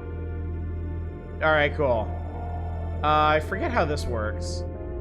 Oh, yeah, you hold a top button. And then I can be him for a while. Makes me less want to go on an adventure, more curl up into a corner and wait for the world to stop ending. Alright, our adventure ended last time in the caves, because the caves are a fuck. But let us see what we can accomplish this time. We're supposed to find glasses and 2 gems in the caves. God, it's so ominous. Rod Baker, I bet you are. The evil forces of Mordor have been seen in these caves for the first time in a millennium. If you venture too far into the caves, you may find more than just bats and snakes. Bro, the bats and snakes are bad enough. Snack! I have vanquished the snack. Telling you this is Proto Dungeon Sim. Ooh. I found a dagger. We won't need the old dagger now. Okay. I have auto-equipped the dagger. It is my dagger. It was made for me. Also, there's like very real load time.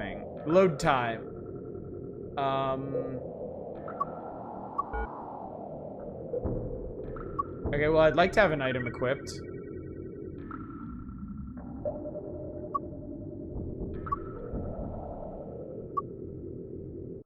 So that's Frodo.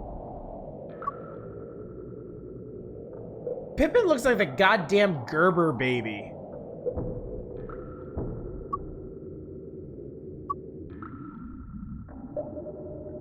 Where's the bit where he steal Gandalf's weed and eat the ring? God, I wish. Smoke Frodo. So the game has indicated to me that I have a map, but I have no idea how to open it. Okay, this part of the game sucks butt. I hate the bats.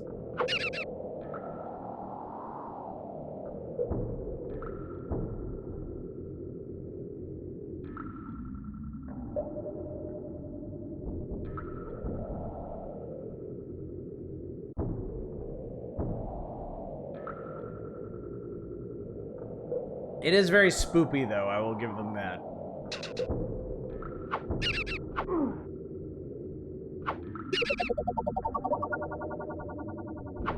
I just achieved something. I might have leveled up, maybe? I don't know. Okay, I found a map. Map A, entrance 1. I don't know. I'm pushing A right now, and it's not doing anything.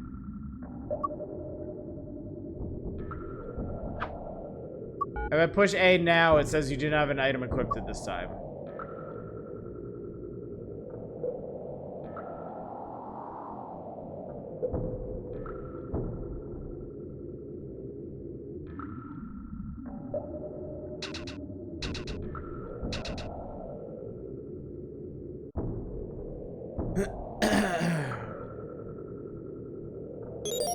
I found some moss. Great. I'm not here for moss. I'm here for glasses. How did the old dipshit lose his glasses in a place like this anyway? Interplay's console games around this were some Galaxy Brain shit, weren't they? Ambitious. Ambitious tends to be the word for games like this. Like, they absolutely tried something bold and different, and it wasn't good, but maybe in a way it kind of helped lay some of the foundations for better things in the future.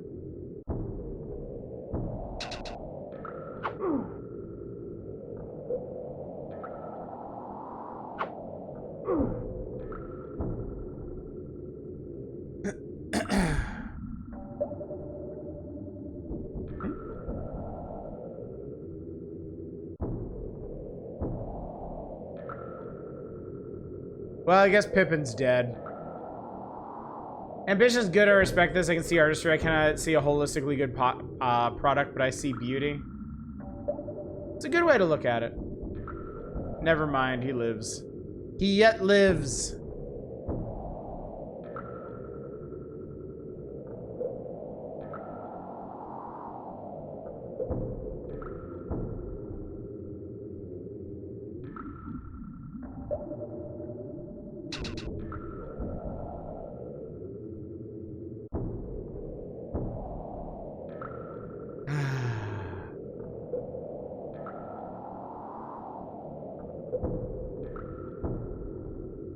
I feel like I might be going around in circles here. Oh, nope, never mind. Holy sweet mother of God. Okay, Pippin is actually dead now. I did find a gem, though.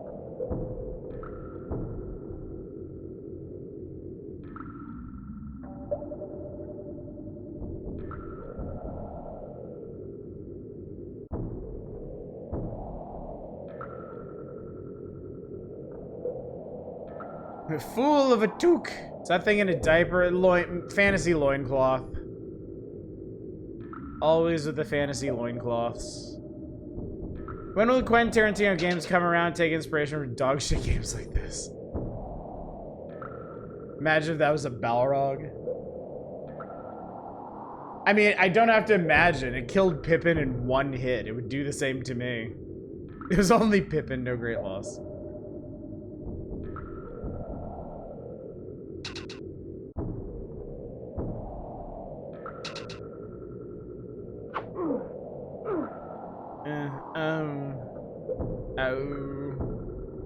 Oh.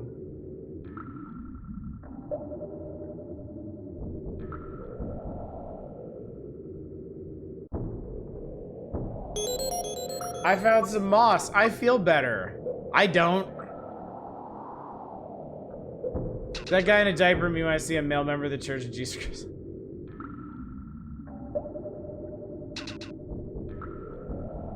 Wow, this is cool. It's even darker in this part of the cave. Those early parts were much too bright. It was hurting my immersion.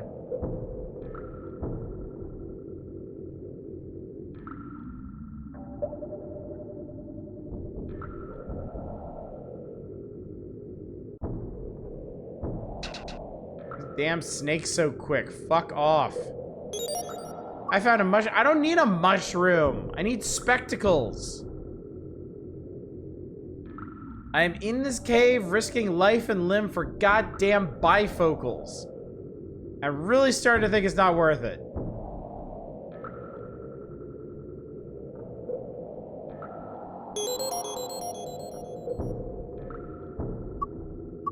I don't feel, just kill me. Just end my existence. Wow, I actually took a hit. Wow, he went down. How about that?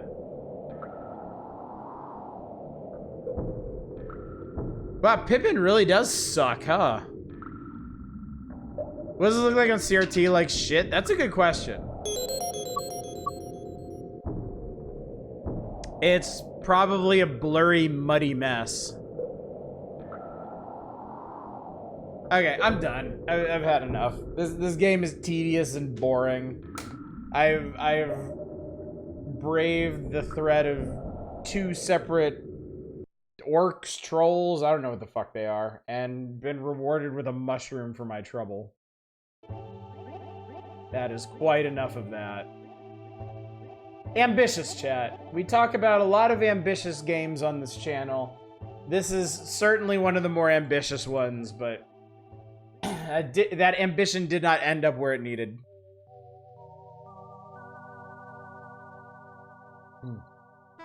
God, that's good.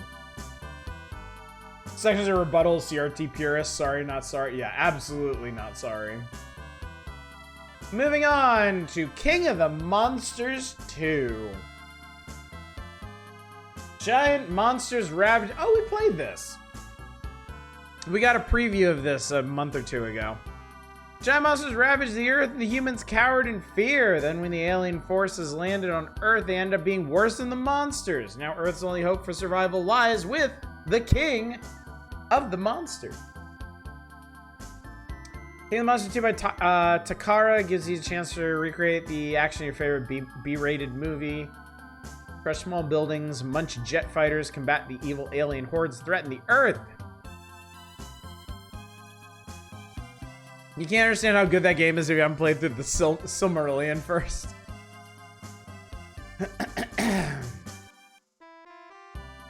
There it is.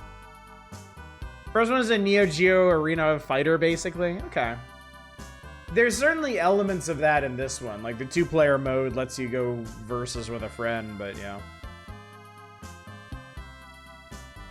God, could you imagine? That's what we're missing, chat. We're missing a Lord of the Rings fighting game. Why did they never make a Lord of the Rings Smash-like? That would have been amazing.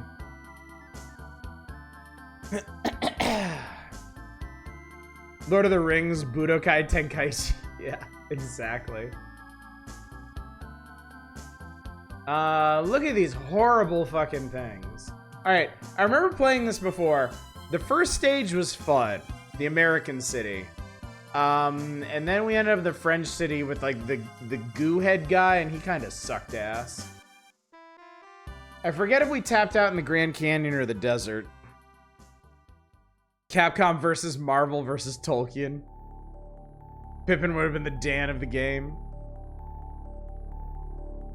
Christopher Tolkien was still alive when he was alive. A platform fighter was right out. Lord of the Rings, no fighting game. Les Mis has a fighting game. Advantage Les Mis. Shadows, you can't not know about that. We streamed that. You've never heard of Arm Joe?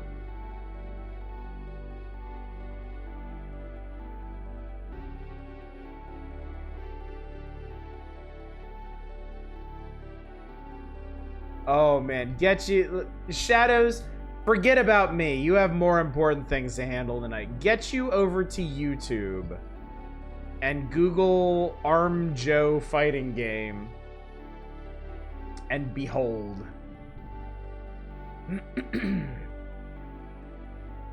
Is my internet, are we buffering? Not on my end. We're clean over here. Blah, blah. Superman jump scare. I found a YouTube video. I am obsessed. Of course you are. But of course. All right. Monster it up.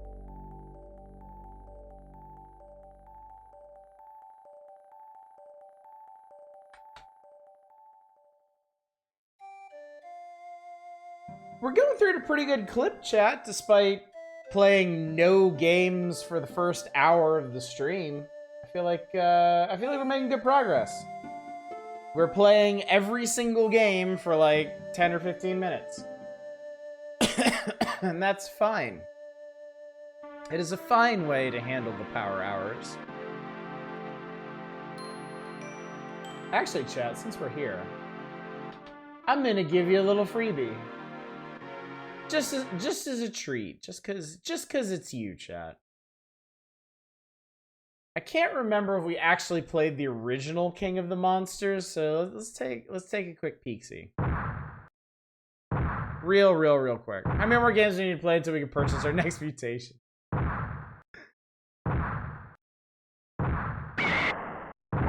I played the original, but not two. No, we played. Oh God, that's loud! Holy crap!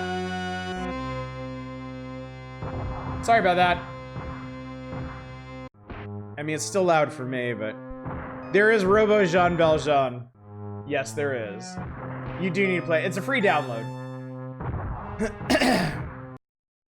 So yeah, we played King of the Monsters 2, but not 1. So we're gonna do this. Okay, Bimu is Y and B together. Punch is Y. Kick is B. I think X was jump. Run is A. Anything else?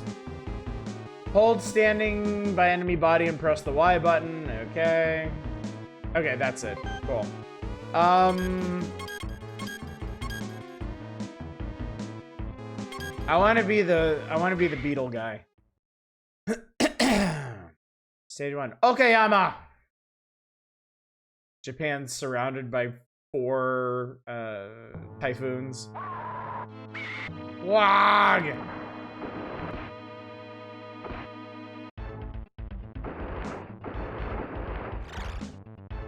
Holy shit, what's going on?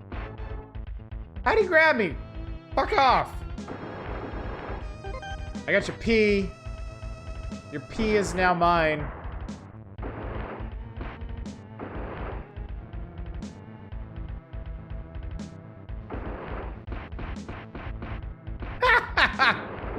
Train blows. Get up, get up, get up. Apparently, if you try to OTG somebody and they get up, you're the one who takes damage. That's interesting.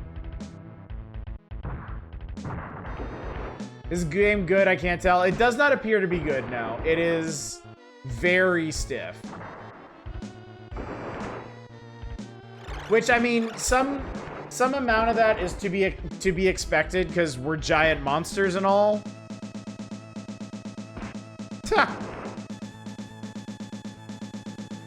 Some weird requirement to finish enemies off too. Oh, it's like that dumb Ultraman game where you could only beat monsters with like a level 4 beam attack, and it was such a pain in the ass to get up to that.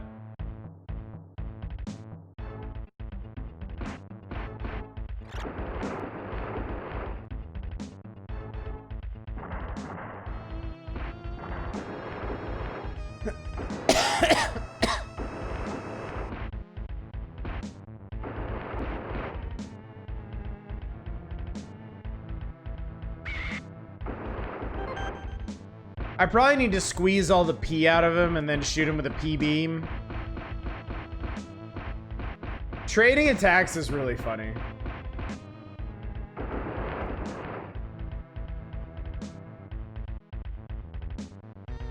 PS2 Godzilla fighters are stupid fun. That you would recommend.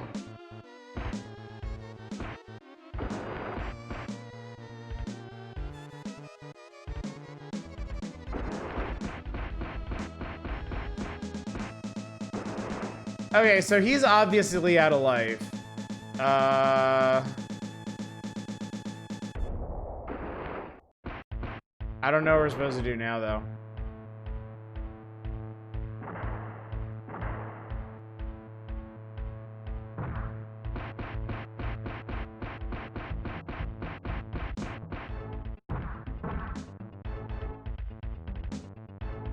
So this is the thing that games shouldn't do.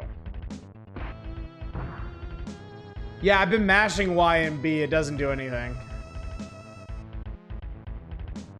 Like, I'm mashing it right now.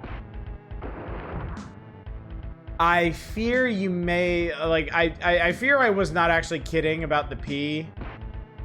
That you actually need to fill up the P meter. Which, if that's the case, I mean... Fuck this shit, then. Hold them down.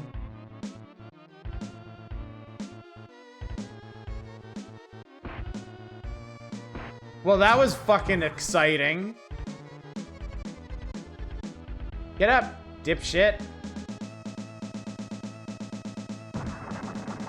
Okay, I missed.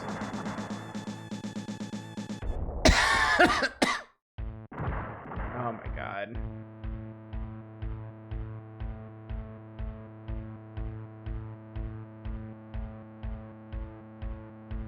He keeps jumping over it, god damn it.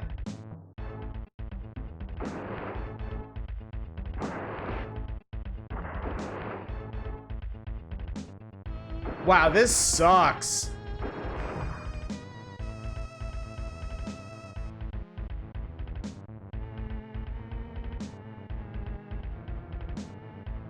Wow, this sucks. Oh, but he can do it no problem. Do you have to finish him off with that? I guess. That's the only thing I can figure.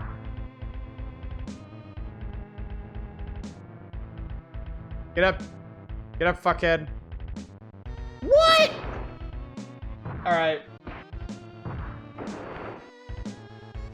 Alright, that fucking sucked.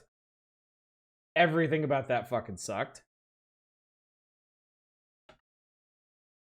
At least King of the Monsters 2 is fun.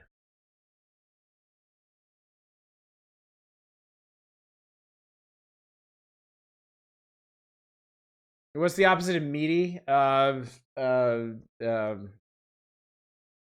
oaky. Mealy. Oh, mealy. I like that.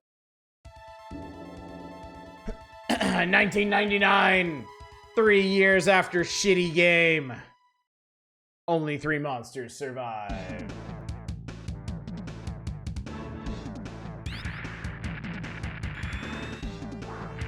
Oh, that's cool.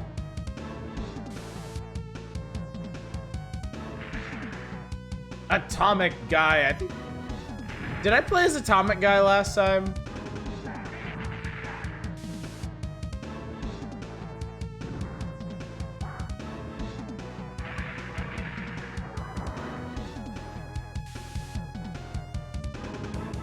Everyone believed they would rule the earth.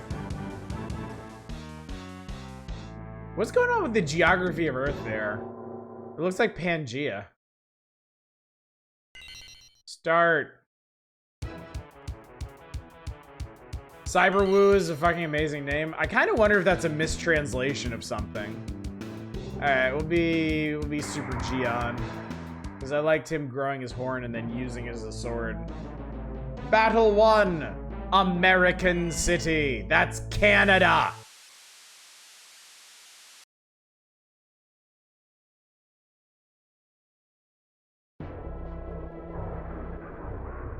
Attention all Earth creatures, we are taking control. All Earth creatures will be under our command.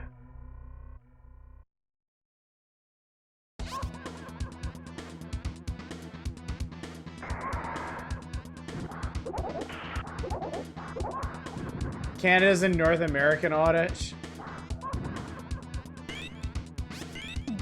What's going on? I don't actually have control of my guy.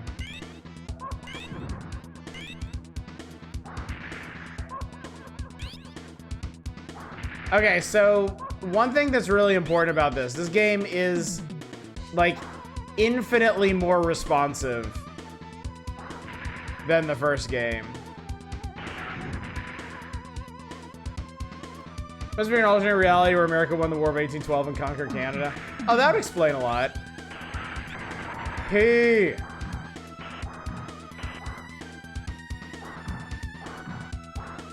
Also, the enemy designs in this one are just a lot more entertaining.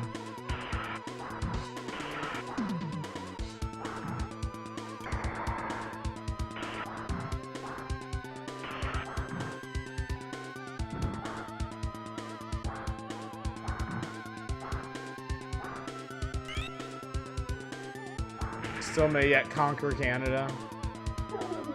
Oh no, bad P.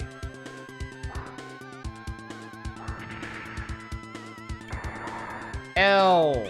I took an L, chat. Surprise of absolutely nobody.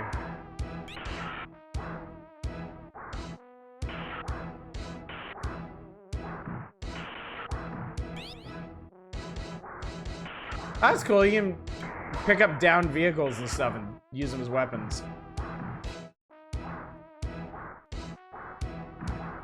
I'm finding it hard to line up attacks in this, though.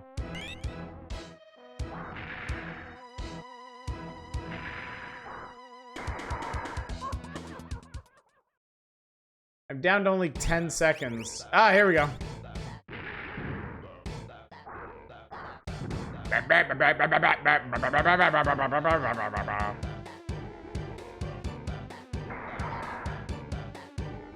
Oh god, I threw that guy on my own spikes. That's fucked up.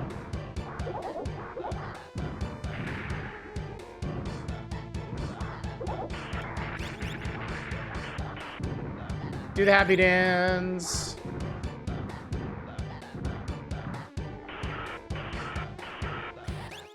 Oh my god. This was way cartoonier than the first one. Oh, I'm trying to charge my laser.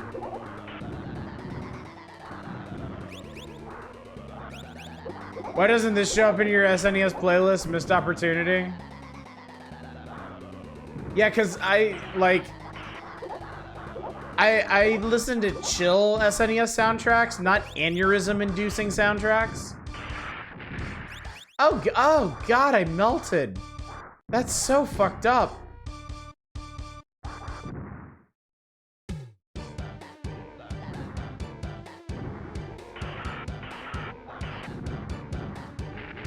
I'm fully charged. Fuck you. I'm fully charged.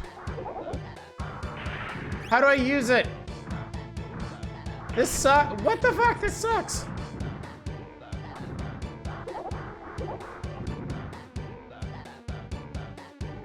I can't use it.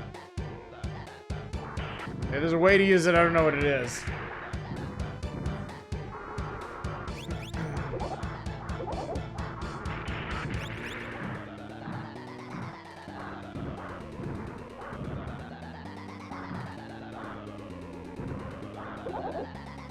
I will say getting knocked down in this game really double plus sucks.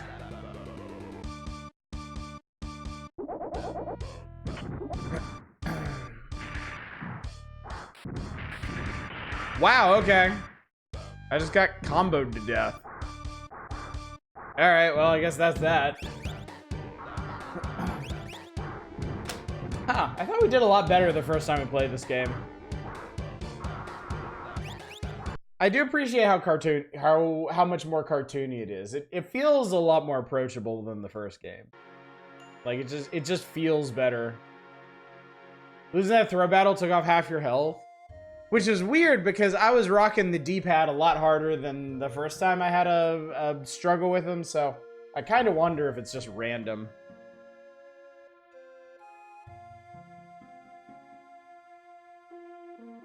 From bad to fun bad. Yeah, we're moving up in the world. Things are looking up, chat. Things are looking up. But there was the frog guy, the slughead guy, some vagina face thing, some other vagina face thing, and some two-headed spiky thing. I don't know. Might have been a good rental title. Yeah, probably. The Death and Return of Superman. I have these comics, you know. I have over here, off camera, a shelf of graphic novels that I've collected over the years. And I mean, I've got a lot of good shit. I've got like I've got the collected works of like Sandman and Bone and Hellboy. I've got edgier stuff like Preacher and Transmetropolitan. I've got Scott Pilgrim. I've got some collected manga and stuff, but I also have some comics that I simply accepted from some friends of mine, and one of those is The Death and Return of Superman. Where's our Whatever Happened to the Man of Tomorrow SNES game? That'd be a little out of time, wouldn't it? Still fucks me up that Bone was republished by Scholastic. I mean, it's great. Like, Bone is a great story. Both of my daughters have read part of Bone. They didn't quite have the staying power to get through the whole thing, but they both read and enjoyed quite a bit of it. When the most shocking event in superhero history rocked the world, Sunsoft decided to put in a video game, The Death and Return of Superman. All right. I'm going to pose the obvious question here, chat. Now that we live here in the future, in the year of 2025, is the death of Superman still the most shocking event in superhero history? Answer is no.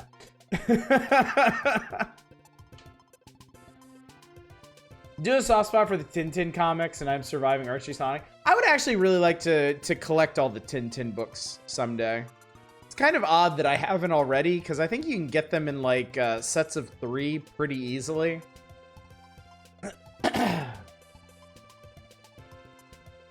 Death in the Family is still pretty much up there.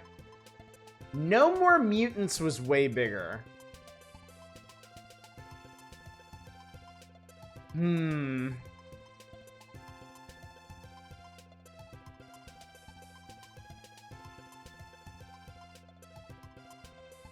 That's interesting because I feel like that's a matter of perspective, really. Because I think House of M had a much larger and far-reaching impact than the death of Superman, but I'm not sure how many people are even really aware of it at this point. Whereas everybody knows Superman fucking died.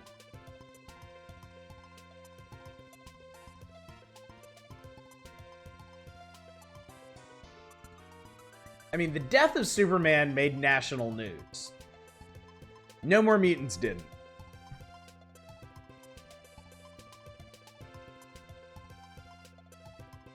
Tintin is great with not being racist, so it's great. Okay, to be clear, for anyone who hasn't read Tintin, the vast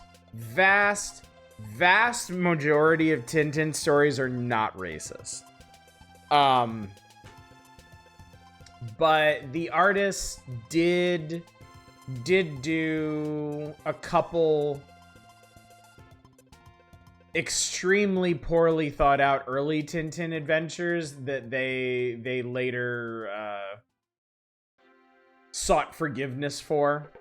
They later recanted as more ignorance than anything. So Tintin said the word scrunt.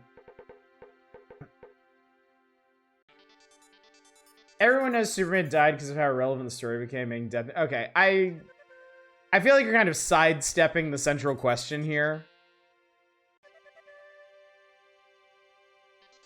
I feel like in terms of cultural impact, I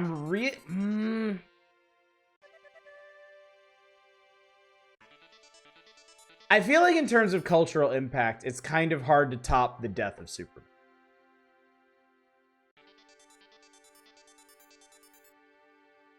But again, it's a matter of perspective. There are definitely things that happen in comics that had a larger impact on comics, even if they didn't have a larger impact on like the wider media.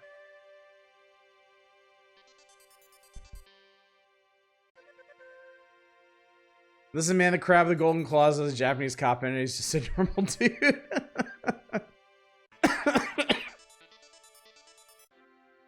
My favorite comic twist is when Garfield died in 1989 for Halloween. It was never retconned, so I assume it's canon. That was so weird.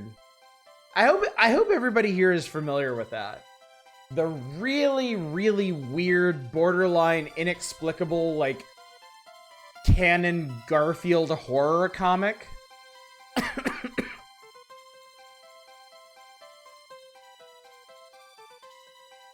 What's up, Chaos? Does that mean you are not familiar with it?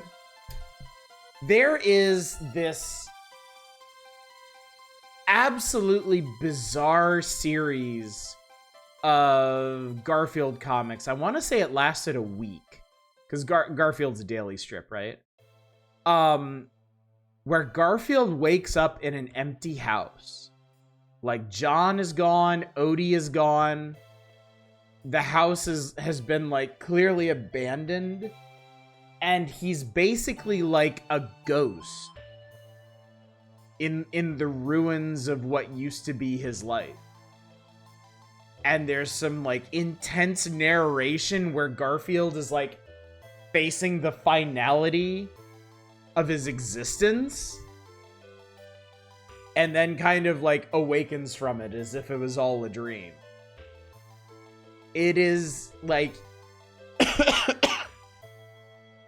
in an otherwise, like, extremely bland and by the numbers comic existence, it is an absolutely bizarre blip in Garfield's history. There's also, it's not quite as bizarre because it wasn't necessarily part of the central line, but it was an official comic, The 9 Lives of Garfield, which is like 9 reimaginings of Garfield in different time periods and circumstances and stuff. Oh, is that the run of it? Yeah, that's it. Yeah, y'all, if you're not familiar, y'all click on that link. Y'all click on that link and understand that this is an actual Jim Davis Garfield strip that ran in the papers. Like, this really happened. It's fascinating stuff. And honestly, if you look at the phenomenon of Garfield, what, as Super Eyepatch Wolf put it, what the internet did to Garfield, I think a lot of the seeds of that are rooted in that particular run of comic strips. Just really, really interesting stuff. Yeah, and if I remember correctly, like, Jim Davis has given interviews on the subject, and he's very open about it. He's just like, yeah, I just wanted to try something different. I wanted to try telling a different sort of story with Garfield. Like, never did it again. But like for 1 week there, he was just off the reservation.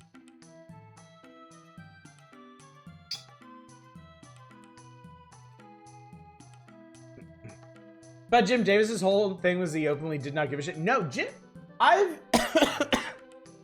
when I went down the whole what the internet did to Garfield rabbit hole, I did end up looking up a bunch of media and interviews with Jim Davis, and like straight up, he seems like a cool guy. He honestly seems like a very grounded, down to earth sort of dude who who understood. Like, he understood what he achieved with Garfield, and, like, you know, just wanted to make the most of it. You know, he wasn't... It's not that he didn't care. It's not that he was just in it for the money. He made something people really liked, and he kept making it. And every once... Well, I mean, not in the last 30 years or so. But at certain points, he actually took some really interesting chances with it. What's up, Captain Horatio Magellan Crunch? Glad you're here. It was different. You like breakfast cereal instead of lasagna. Oh, you might have missed. Pear linked a really interesting set of Garfield strips. I'll link it for you again, in case you missed that. But yeah, there was a period of a week back in what was it? '89? When was this? Oh, Davis didn't put the year on him. But yeah, like in October of '89 or something, there was 1 week of Garfield strips that are like this like existential horror exploration. Completely different from everything that had ever come before or ever came after in Garfield. So it's not one of the dudes behind Archie Sonic's part of the whole family line. It does Heathcliff. That explains a whole lot about how weird both those comics are. Apparently Heathcliff these days somehow got Persona 5 joke thrown in to surprise you.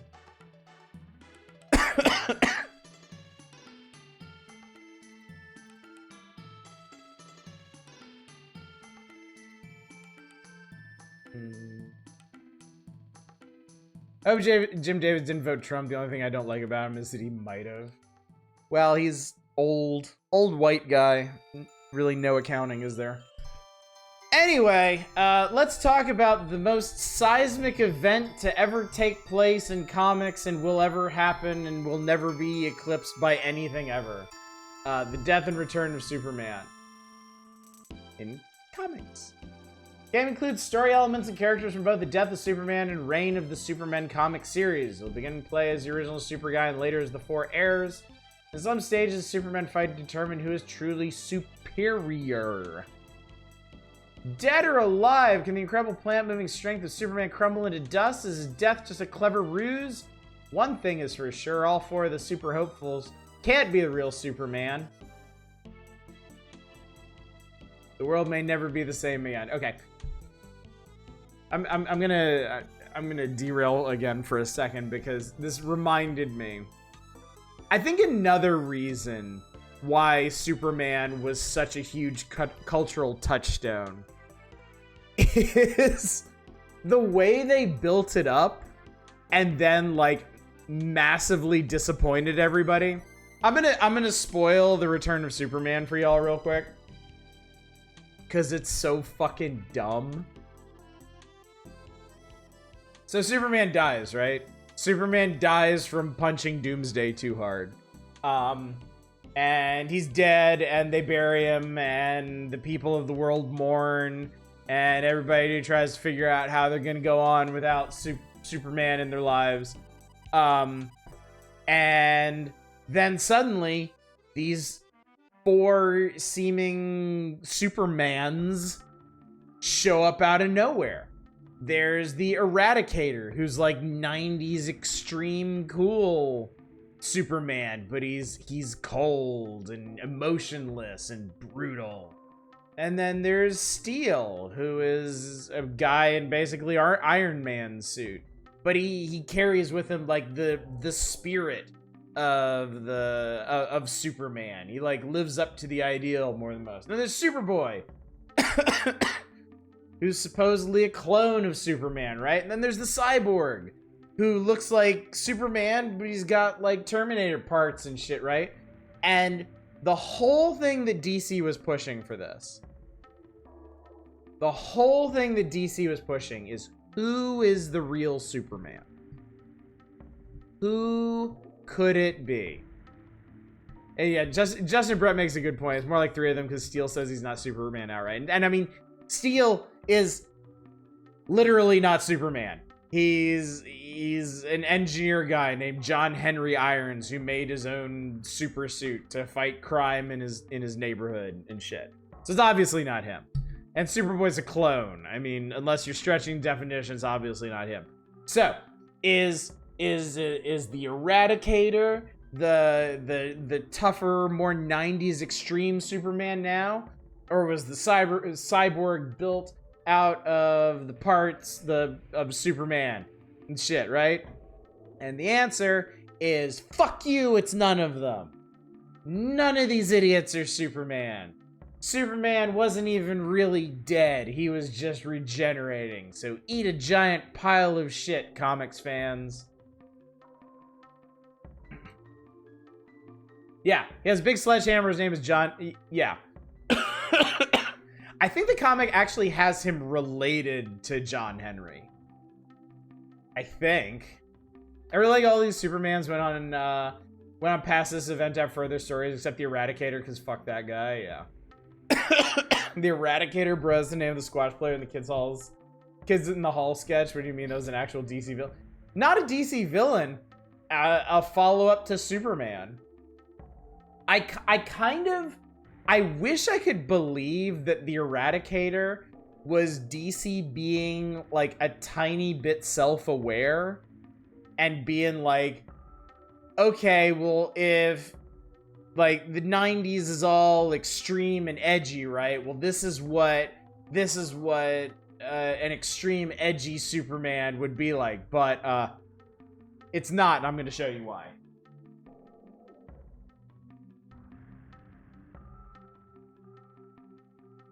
I've done this before.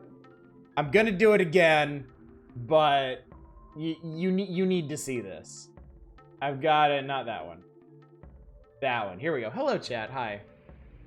Wasn't the Eradicator actually one of the Superman robots? No, the Eradicator was like an artificial being produced by the birthing matrix in Superman's pod that brought him to Earth, if I remember correctly.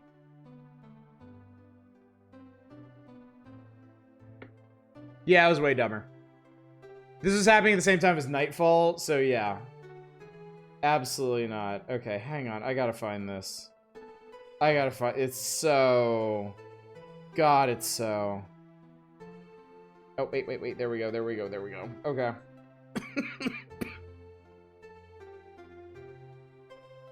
Hang on, I'm gonna find this. Okay. So, you know how I said I was hoping, I wish I could pretend that the Eradicator was like DC being self-aware and being like, oh, you want extreme 90s Superman. Well, that's what he would be like. When Superman actually comes back, he doesn't have all of his powers. Like, he got all the sunlight punched out of him or something. So, he has to arm himself to fight.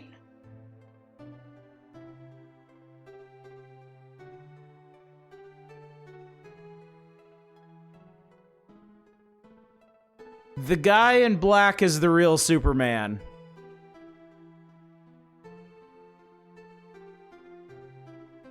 Slamming.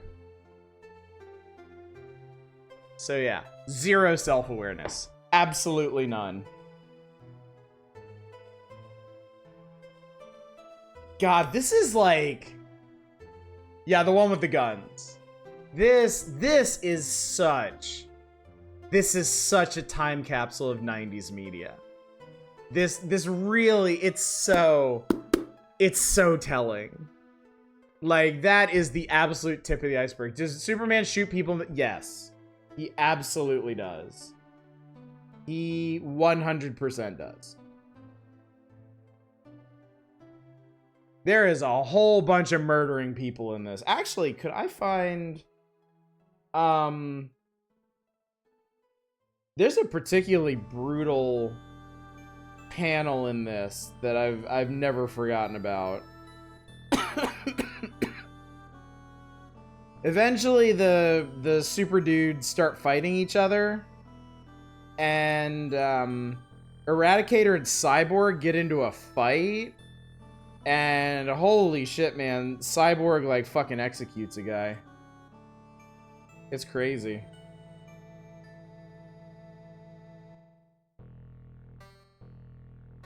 Oh well, I mean, here's a perfect example right here, top of this page.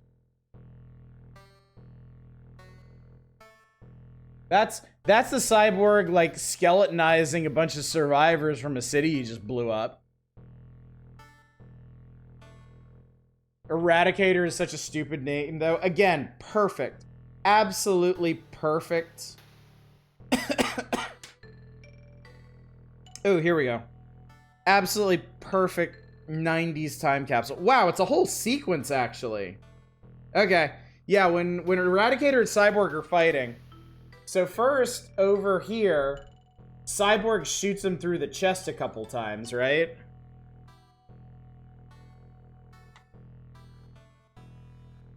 And then while he's recovering from that and leaking out through his chest, like, Cyborg puts his, like, gun arm up to his head and blows holes in the Eradicator's head. And he makes a kissy face at how much it hurts.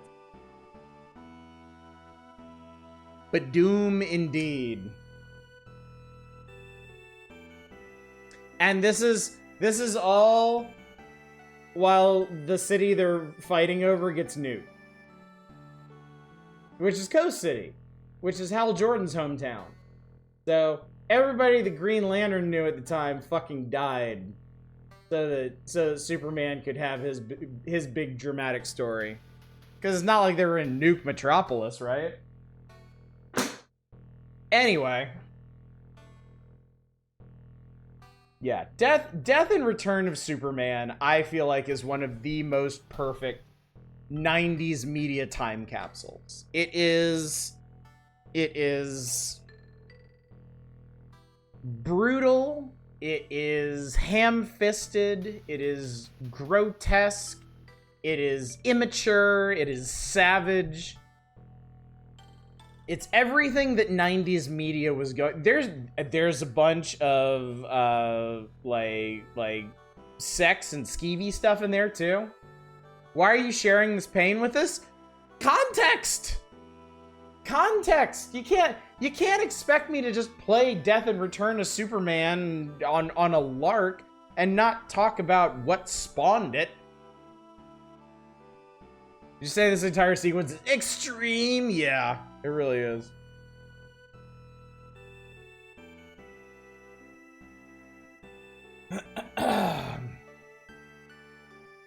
Low energy Sonic got retooled for the Dark Age for a bit. New panels, text like, and quote, "For the first time in his life, Sonic is devoid of humor. For the first time in his life, Sonic knows the true meaning of war." Read my comment about how the Justice Superman came about. I didn't. I missed that. Story was originally envisioned as a joke. Ray was originally planned on Clark and Lois getting married. Lois and Clark, as in the TV show is already going on, the TV producers wanted dibs on the story, so someone at DC, why don't we just kill the fucker instead? And everyone else laughed at him. Someone went, wait, but what if we actually do? Oh, man. Perfect story. Yes. Yes. I want you to understand this. I want you to understand what this is based on, so that you can understand what... Not just what were the kiddies gonna be playing on their Super Nintendo this weekend, but like, this is what the media was fawning over. This is what the news was reporting on. Oh my goodness. Superman has died, and now there's all these new Supermen, and who is the real Superman? And then you get the fucking comic, and people are getting their heads blown off. Like, innocent people are getting burned to death. A city gets nuked. There's blood and tits and violence everywhere. The 90s, man. The 90s is a hell of a drug. Yeah, Biff Pow comics aren't for kids anymore. That's for damn sure. Look how rectangular Superman's head is. Look upon 90s Superman in despair, chat. This is when Superman was at his most boring, I think. Like, Golden Age Superman is genuinely interesting stuff. Like, old ass, like, black and white, like pre-50s, pre-60s Superman is crazy shit. And he went through a lot of different iterations, and I really do believe 90s Superman is probably the most boring he has ever been. Specifically because they were trying to spice him up as much as they possibly could. And just, like everything else in the 90s, horribly, massively overcompensating. Like, Superman is not interesting when he is fighting. Superman fighting is simply a function of his position in society. He is the strongest man, therefore, when there is a threat to the things he cares about, he must fight. Superman is interesting when they get into the ramifications of a being like him even existing. Like, what does a Superman, what kind of impact does a Superman have on society? There's actually, oh, okay. So there's the Death of Superman comics where Doomsday appears and goes to Metropolis and he and Superman punch each other until they die. It's stupid. It sucks. There's the Return of Superman, which I just showed you a bunch of pages out of. I don't need to extol the excesses of that. But in between the two, there is a thin section of comics called World Without a Superman. And some of those are genuinely interesting. Because those go through a bunch of Superman's supporting cast and other superheroes and talk about what it means to live in a world without a Superman now, after having him around for so long. And there's one that really, it really stuck with me because it's an interesting concept, but also brings up some really interesting ideas. I don't think saying the phrase linear men is gonna mean anything to just about anybody here. But there's this group of Watcher type dudes called linear men in DC that kind of exist outside of time and exist to kind of, I guess at this point, keep the timeline straight or something. I don't know, some bullshit like that. Anyway, the whole point is they could see the full extent of the timeline, but they were forbidden from interfering. And they're recruiting a new member, and the first thing that this guy wants to do is go see the moment that Superman died. And so he goes back, he's watching, and he's like, well, shit, I'm here, I have all these powers, I could stop Superman from dying. I could prevent this from happening. And the rest of the comic is basically a rumination on the ethics of time travel and changing history. It's actually pretty well done. It's actually pretty cool. Cable from X-Men is a linear man, apparently.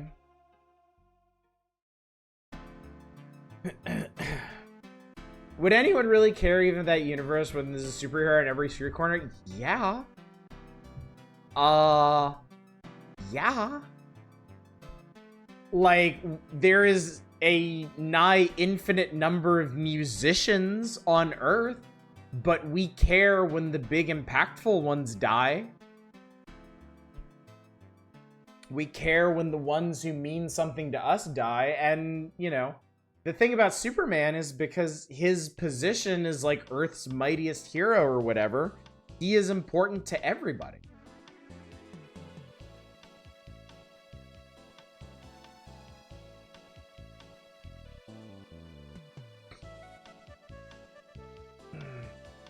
Yeah, Superman is basically the world's father figure. That's a good way of putting it. You know, big difference if, you know, between Superman dying and, like, Guy Gardner dying. Finally, Travis O'Connell is not a Rob Liefeld creation. Did supervillains exist before superheroes? Is my hot take that no, they didn't. That's not even a hot take. I hate to tell you this, Arcane, but there are... I remember in the Batman comic, there's a lot... The Batman comics actually do a lot to debate the idea of whether or not Batman's villains exist because Batman exists.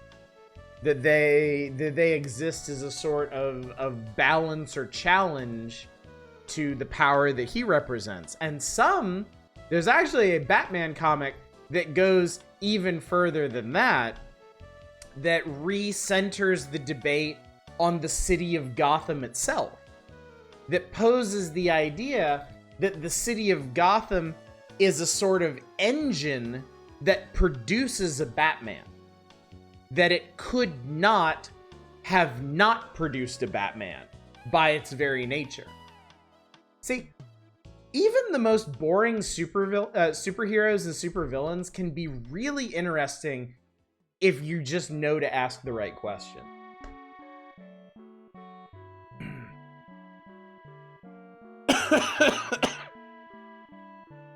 Superheroes represent escalation, so the villains escalate, yeah.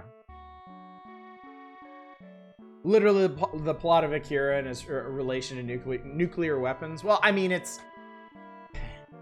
is tragically a topic and a theme that is always relevant. Sounds like your Grant Morrison thing is definitely a Grant Morrison thing. Yeah. I don't have many Batman comics, but I have a couple of his run. And it's from one of those. It was the reason I got it. I was like, this is a really neat take.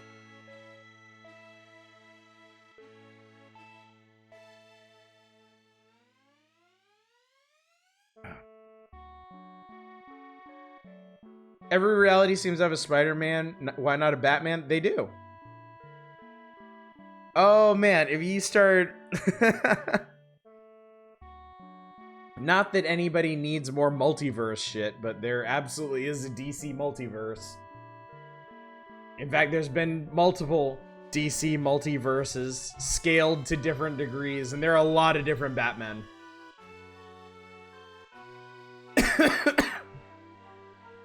No offense to anyone who enjoys multiverse stuff, but I hate multiverse stuff. I think multiverse stuff has been severely oversaturated. I think that's the problem. Comics had already overplayed their hand with the multiverse. I mean, in a very conspicuous way.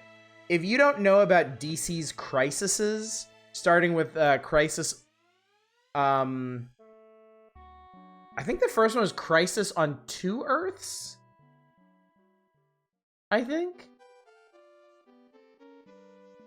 Crisis on Infinite Earths is the big one that everybody remembered, but it's actually not the first Crisis. The first Crisis, if I remember correctly, was when the heroes of Earth 1 and Earth 2 met. Yeah, and that was solely...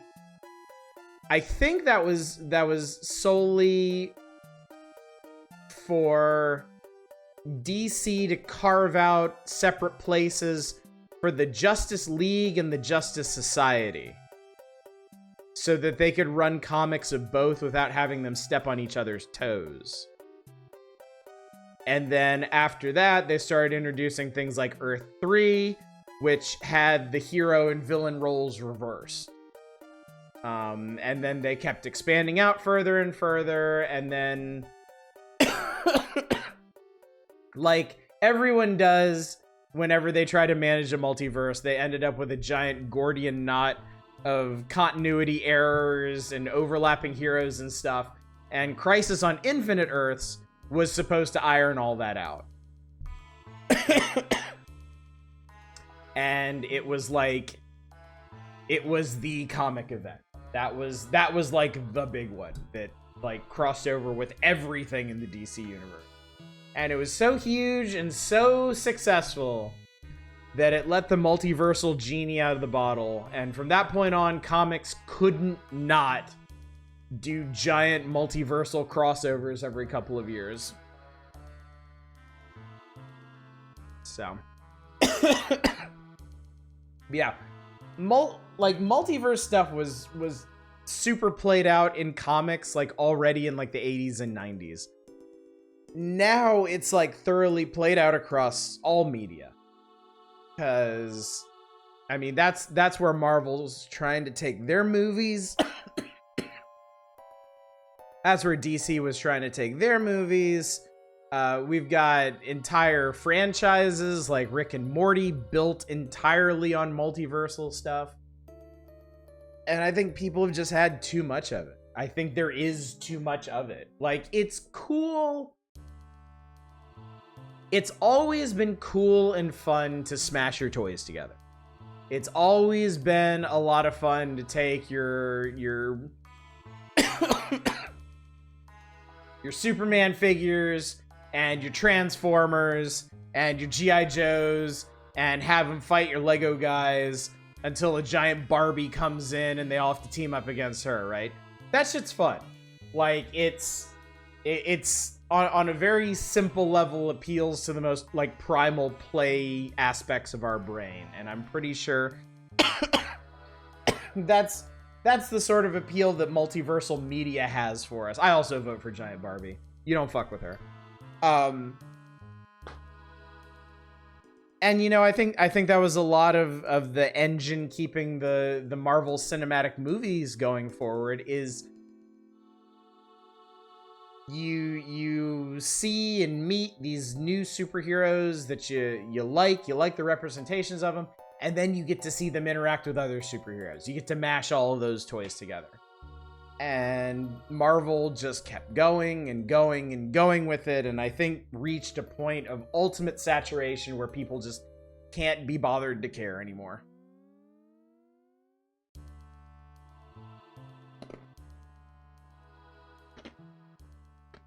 And I think multiverse stuff is at a very awkward saturation point where people still like specific stuff.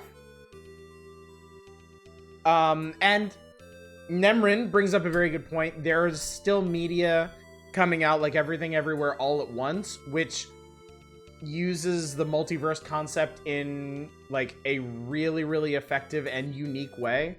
So it's not like there it's not like there needs to be like a total ban or shutdown on multiverse concepts, but it has reached an awkward saturation point. The stuff that has been continuously building off of it is getting exhausting, and I think there's going to be less and less space for new ideas, good or bad, that use that. So, I don't know how long it's going to take people to kind of swing away from it. It's kind of like zombies. I see multiversal stuff now in kind of the same way that zombies were in like the late aughts and early teens with the rise of like The Walking Dead and stuff. Like, zombies have eventually reached a saturation point where it's just like everybody was doing zombie stuff until the returns got so limited it just wasn't worth doing anymore. And it's not like zombie stuff hasn't fallen off the earth entirely, but like the focus has definitely shifted. Yeah, at least I haven't leaned in the Marvel Zombies universe too much, ironically enough. So yeah, I'm just wondering when that inflection point is going to be now. When are we finally going to turn back away from multiverse stories? And also, what do you do after that? Like, one of the problems with multiversal stories is, like, they're sort of the ultimate escalation. Like, it's just, the way human metaphysics works, it's kind of hard to conceive of anything grander than that, because you're already kind of breaking down your fundamental understanding of the limits of the universe by combining multiple universes. You can't really go any bigger than that. So it kind of hints at a almost a cultural contraction of scope in media, which is an interesting concept, but I can't really think of anything comparable in my lifetime. Hollywood has never run out of opportunities to run out of ideas. Respond with pretending the stories never happened, never cheekily reference them again. Amen. Yeah, the other, well, like I was saying, one of the curses of multiversal stories is they just never, yeah, you can't really unmultiverse them. Exactly, Nemrit. Once you introduce the multiverse, it exists. And what DC found is every time they had an event that cleaned up the multiverse, there was always something left. Like, DC has had events where they collapse the entire multiverse down to a single world. They basically reset their entire timeline, their entire cosmology. They crunch it all. They go back to basics, is what they tend to say. And it never sticks. Because again, that genie is out of the bottle. They've done it. They've seen the returns on it. And it's the natural escalation once you've introduced it. So yeah, there's really no way to effectively undo it. It's there. And you can really only choose to ignore it for so long. So, which makes me wonder if there's going to be some kind of like cultural backlash against it that's going to force or at least press for smaller scopes and stories. Wonder how the next 8 minutes of gameplay is gonna play out. I'll play this. I'll do it, chat. I mean, anyway, there's gonna be a big like spread page coming up. So yeah, let's play some Death and Return of Superman now that I've rambled about it for like 40 minutes.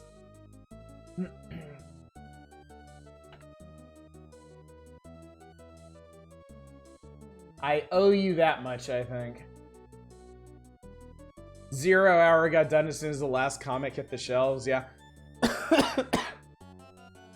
In comics especially, I think people were fans have kind of been trained to not take multiversal stuff terribly seriously, because it's gonna get undone or rewritten or something's gonna happen to it at some point. So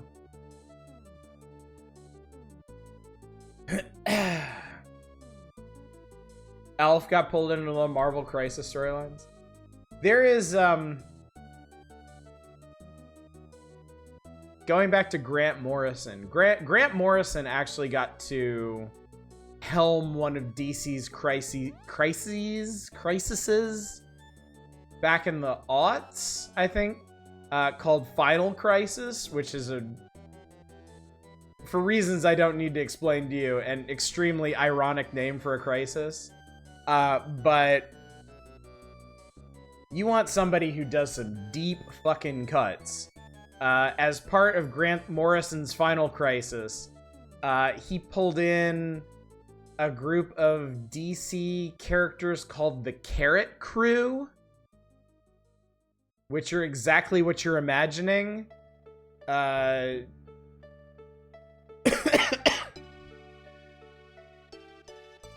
One thing I have to give Multiverse is they have a lot of room for very silly fan service cameos. Holy shit, I know them. I was hoping somebody would.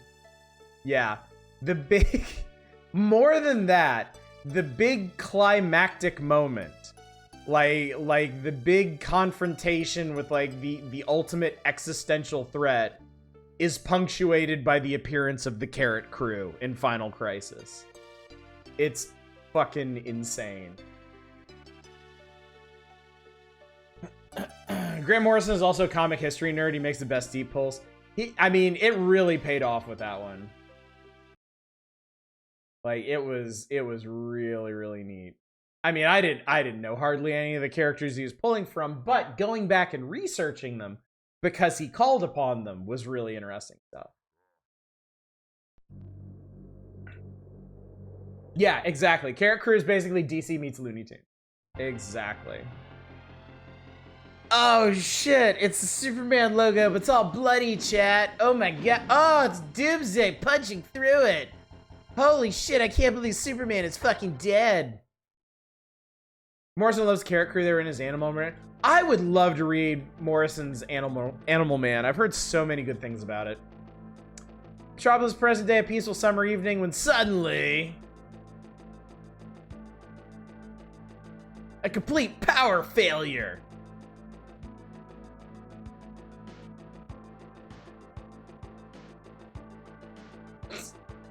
Deep inside the Metropolis power plant, the Underworlders celebrate their takeover. This looks like a job for the police, the power company. Blizzard before their 40K ripoff. I've actually, because I've been playing Rogue Trader, I've actually undertaken a journey to learn more about the 40K setting. And basically, the more I learn about 40K, the more I realize that Blizzard really did just straight rip them off.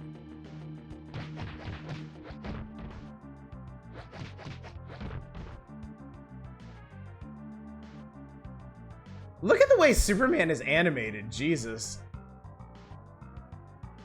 Mountain of meat. I first thought it was the DC version of Carnage's goons from Maximum Carnage. Aha. So the Underworlders are a bunch of, I mean, they're Morlocks. If you know the Morlocks from X-Men, they're a bunch of mutiny people that live. Wow, good job, Soups. Should've just flown over that. They're a bunch of mutiny people that live under Metropolis. Was one motherfucker's name? Yes, it was Igor. And Rambo. StarCraft was supposed to be a Space Marine game originally. When that didn't work out, they still did a Space Marine game. And it shows.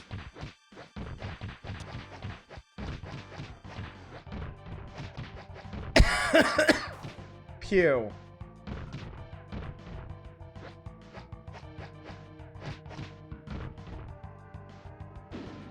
Oh, I have a super attack. Okay. Thought Underworlders are a pleasant way to get around saying demon. No, not in this case. I mean, fuck off, man. I mean, DC does also have demons, but not these dudes. Superman's not even gonna make it to his confrontation with Doomsday. He's gonna fucking die at this power plant. Shouldn't the real Superman just be punching all the way through their heads? Yeah.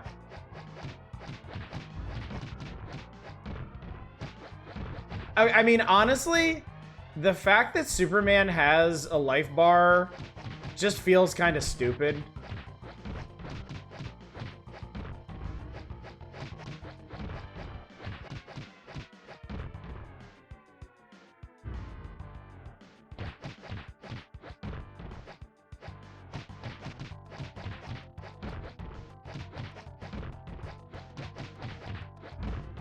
Tick enemy is annoying as fuck. That is not the tick.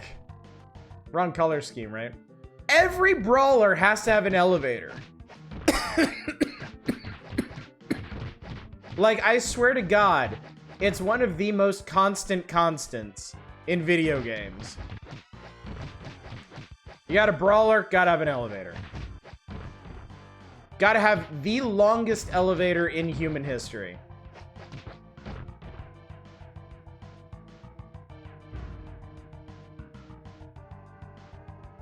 Streets of Rage 4 had a great elevator.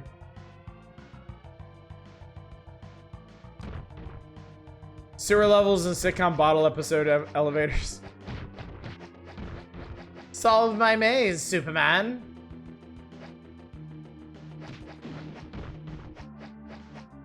I'm gonna beat you with your own dumb little car. Or not, apparently. This is an elevator to the moon. It takes a long time before it goes down.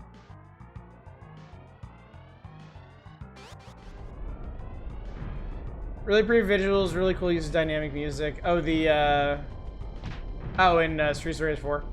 Like, why does Superman need to worry about falling debris?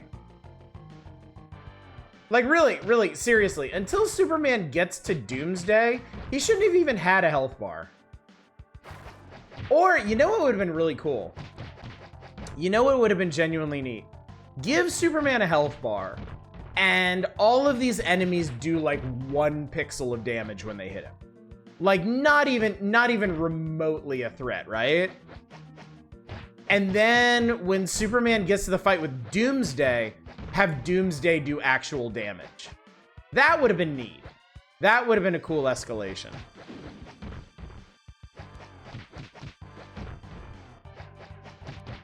May has been snorting kryptonite.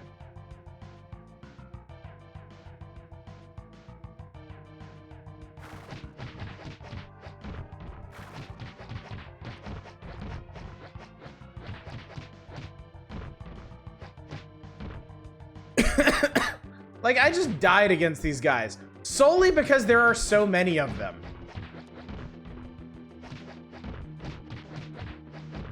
PS2 Superman game did Superman had no HP bars, totally immortal, but instead Metropolis itself. Oh, that's a good way to do it. That's clever. I don't think Superman knows how to block. He knows how to shoot I-beams, though. So many of them, but only 2 on the screen at once. Ow.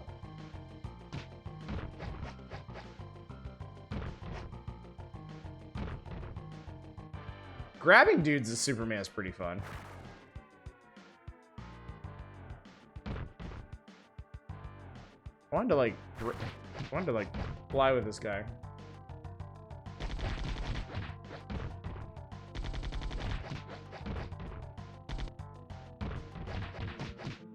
Also, the Undergrounders are really well equipped if they can like outfit this many guys with chain guns.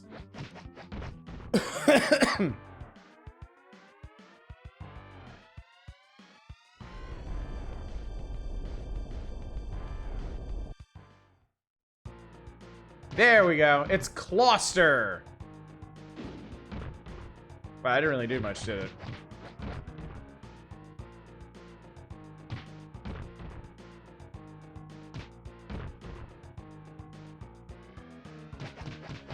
This is really not very exciting boss music. Or a very exciting boss. Ah! Jesus Christ, man. Newsflash! A being of unknown origin is heading for Metropolis, destroying everything in its path. Not even the Justice League can stop it. Yeah, the death of Superman, like, Superman's off doing something, and the rest of the Justice League, who is, like, really kind of all C-listers at that point, has to go fight Doomsday, and they get their shit kicked in. WLex, yeah, it's like the local Lex Luthor-owned news channel. Yeah, like Fox News. He's massacred the mutants. He looks very proud of himself. It's Doomsday in Metropolis. Except we're still not there. We gotta go. We got through. We gotta go through a construction site and beat up a bunch of punks with chainsaws.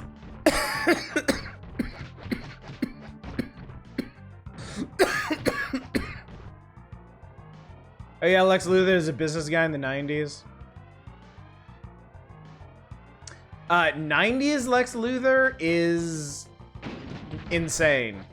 Cause see, all through the Golden and Silver Age, Lex Luthor wore a kryptonite ring to keep Superman away from him. And I mean, kryptonite emits radiation, right? Well, he gave himself cancer. So what he did was he cloned himself and then transferred his consciousness to his clone. So in the 90s, Lex Luthor was this tall, handsome, muscly, full head of haired fella. Like, he seriously had like a lion mane of hair. It's crazy. And also a Scottish accent, because his cover story was that his progeny was raised in Scotland for reasons. So he talks like fucking Flintheart Glomgold. Superman just got chased the junk. Ha! I hate you all. I will say this accurately conveys the absolute insane 90s stupidity of this storyline, at least. Soups, you wanna... Oh, we gotta fly. I thought I just punched the building down. That's what the real Superman would do, right? I am very good at being a superhero. Scottish are famously pure of sin. It's a perfect ruse. Oh no, it's Doomsday. Wow, this is easy. Ow, no. Oh, well. I guess this is how Superman dies.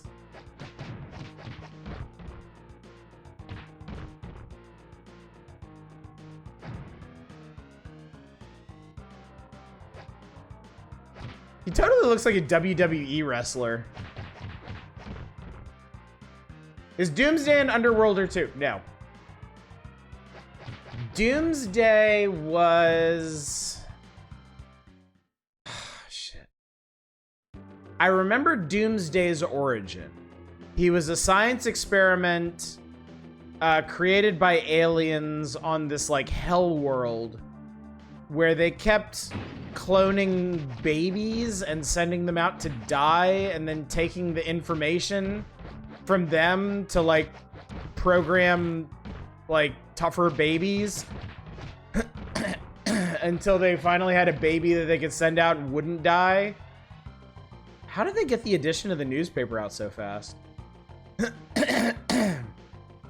And their super doom baby was Doomsday. I forget how he got to Earth. But, Cadmus might have had something to do with it. But basically, he gets to Earth, and he's being held by Cadmus, and he escapes, and he just exists to fight. Like, all he wants to do is fight. He's kind of like evil Goku. He's just looking for the strongest dude to have the biggest fight with. And so when he hears about Superman, he's like, oh shit, I'm going to Metropolis. Cadmus is the evil super science laboratory in DC Comics. They're kind of like AIM in Marvel Comics.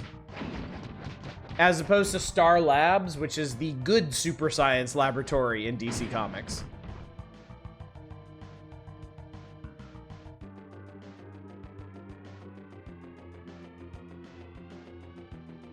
I was really hoping I could hit Doomsday with a motorcycle.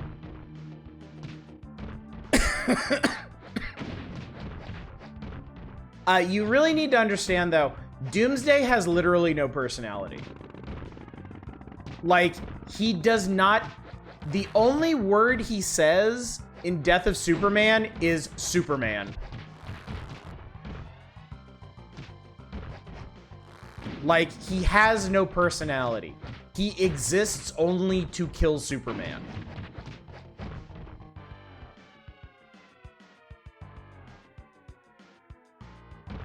Superman can't fly while he's holding heavy things. I'm a plot device. He literally is.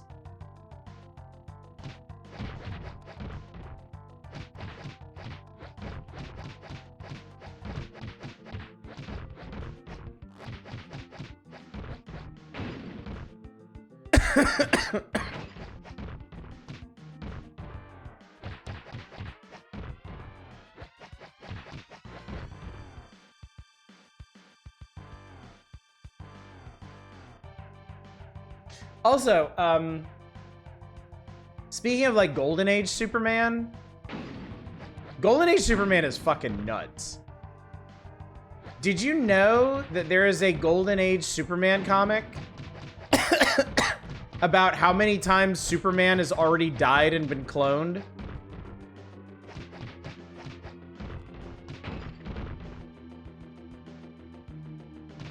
Like, there's this really cool Superman comic where, like, what is it? There's like a nuclear reactor or something that's about to melt down, and like Superman goes to stop it and gets blown up and dies.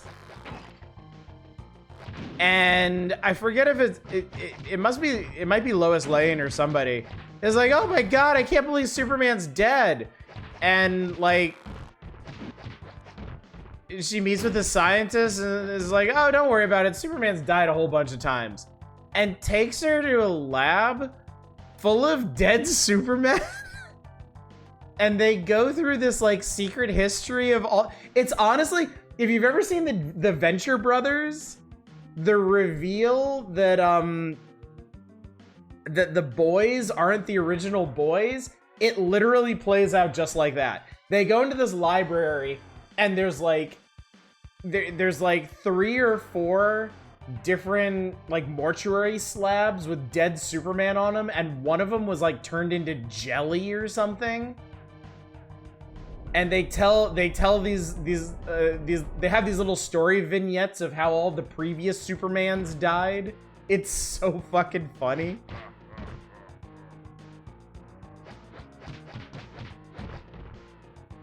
Golden Age Superman really makes me sad that like superhero comics became serious business. I did it! Superman died. Why would I continue? He's dead. We did it. We killed Superman, chat. I have achieved the aim of the game. We've done what we came here to do. You all seen the cover art from the Golden Age DC con? Oh yeah. Oh yeah. I think that was the origin of Super Dickory, right? That was Super Dickory's whole thing, was cataloging all the insane like DC Comics covers and all the just incredibly stupid shit that Superman got up to when they were just trying to find stuff for him to do. My other favorite is the cover of The Flash is running up Superman saying hi, what brings the Central City? Superman punches him in the fucking face. It says Golden Age Superman covers were done beforehand by artists independent of the writers and had a couple of stories to explain it. I think the interview of the writer for why all the Jimmy Olsen comics are so dang weird is because we were writing for kids and they may not really care that much about continuity, but we need them to pick the comic up off the shelf and buy it. I still want to see the 1998 Nick Cage Superman movie. Really, though? Yeah, I've seen that one. Yeah, I know that one, Shadows. I think I probably spent an entire afternoon in college going through all those at some point. Back in college, I actually had, like, I downloaded a ton of comics. I actually read a whole lot of comics. Lots of DC stuff. I remember a Golden Age story where Clark Kent tests an experimental youth serum, but turns out to be an age serum instead. Superman has to disguise himself as Santa Claus and Father Time to fight crime. Oh, man. Well, chat, we might not have made it quite as far through the issue as I thought we might, but we had a whole good damn time doing it. Talking about comic books and video games and comic book video. No, Superman's fucking dead. Superman is not going to be okay. He's dead. Doomsday killed him.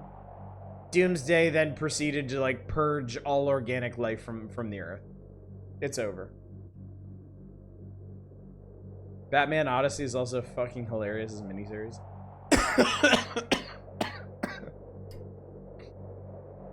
The amazing thing about Batman is he actually did a whole bunch of that shit in his own comic too. But yeah, anyway, we made some fair progress. I think we'll make a bunch more on Saturday when we come back here. Not here, but here is where we'll come. Whatever's after Super. Actually, let's take a quick look real quick. Let's just do a quick little preview of what we're going to be doing on Saturday. I'll close down requests. 60s Batman show is true. No. Oh, we got Incredulous Hulk too. All right, it's gonna be American Tail 5 Will Goes West. So, just 1 or 2 more Super NES games, I think. So, I can't imagine the NES or Game Boy stuff is gonna be particularly arresting. But we can start we can start Saturday with 5 Will Goes West. But before that, tomorrow night we are doing a PlayStation 2 Weird Old Wheel. I've selected 14 of your requests to throw on the wheel. We'll see how many we get to, and we'll have a good time. We did a fair bit of fond reminiscing for the old PlayStation 2, so we'll get to live it out tomorrow. So yeah, PlayStation 2 Weird Old Wheel tomorrow night, more Power Hours on Saturday, no stream on Sunday, and then we return to Caves of Cud with a brand new character on Monday. I got a pretty good idea of what I want to make. We're gonna try something rather different from the previous characters we made. And then they may not last that long, but that's okay. That's what Cud is for. Taking our lovingly crafted custom characters and dissolving them in pools of acid. With that, chat, let's go find somebody to raid. Let's go see what's happening tonight. Absolutely nothing. Nobody I know is up. I'm just gonna let y'all go.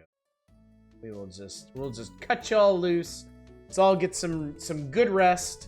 Come back tomorrow night, reconvene for some classic PS2 games. So, anyway, chat, thank you so much for coming out tonight. Thank you for joining me for the inaugural evening of a new issue of Nintendo Power. It's always exciting. It's always a good time to see what the new pages have to offer, especially when we don't get particularly bogged down in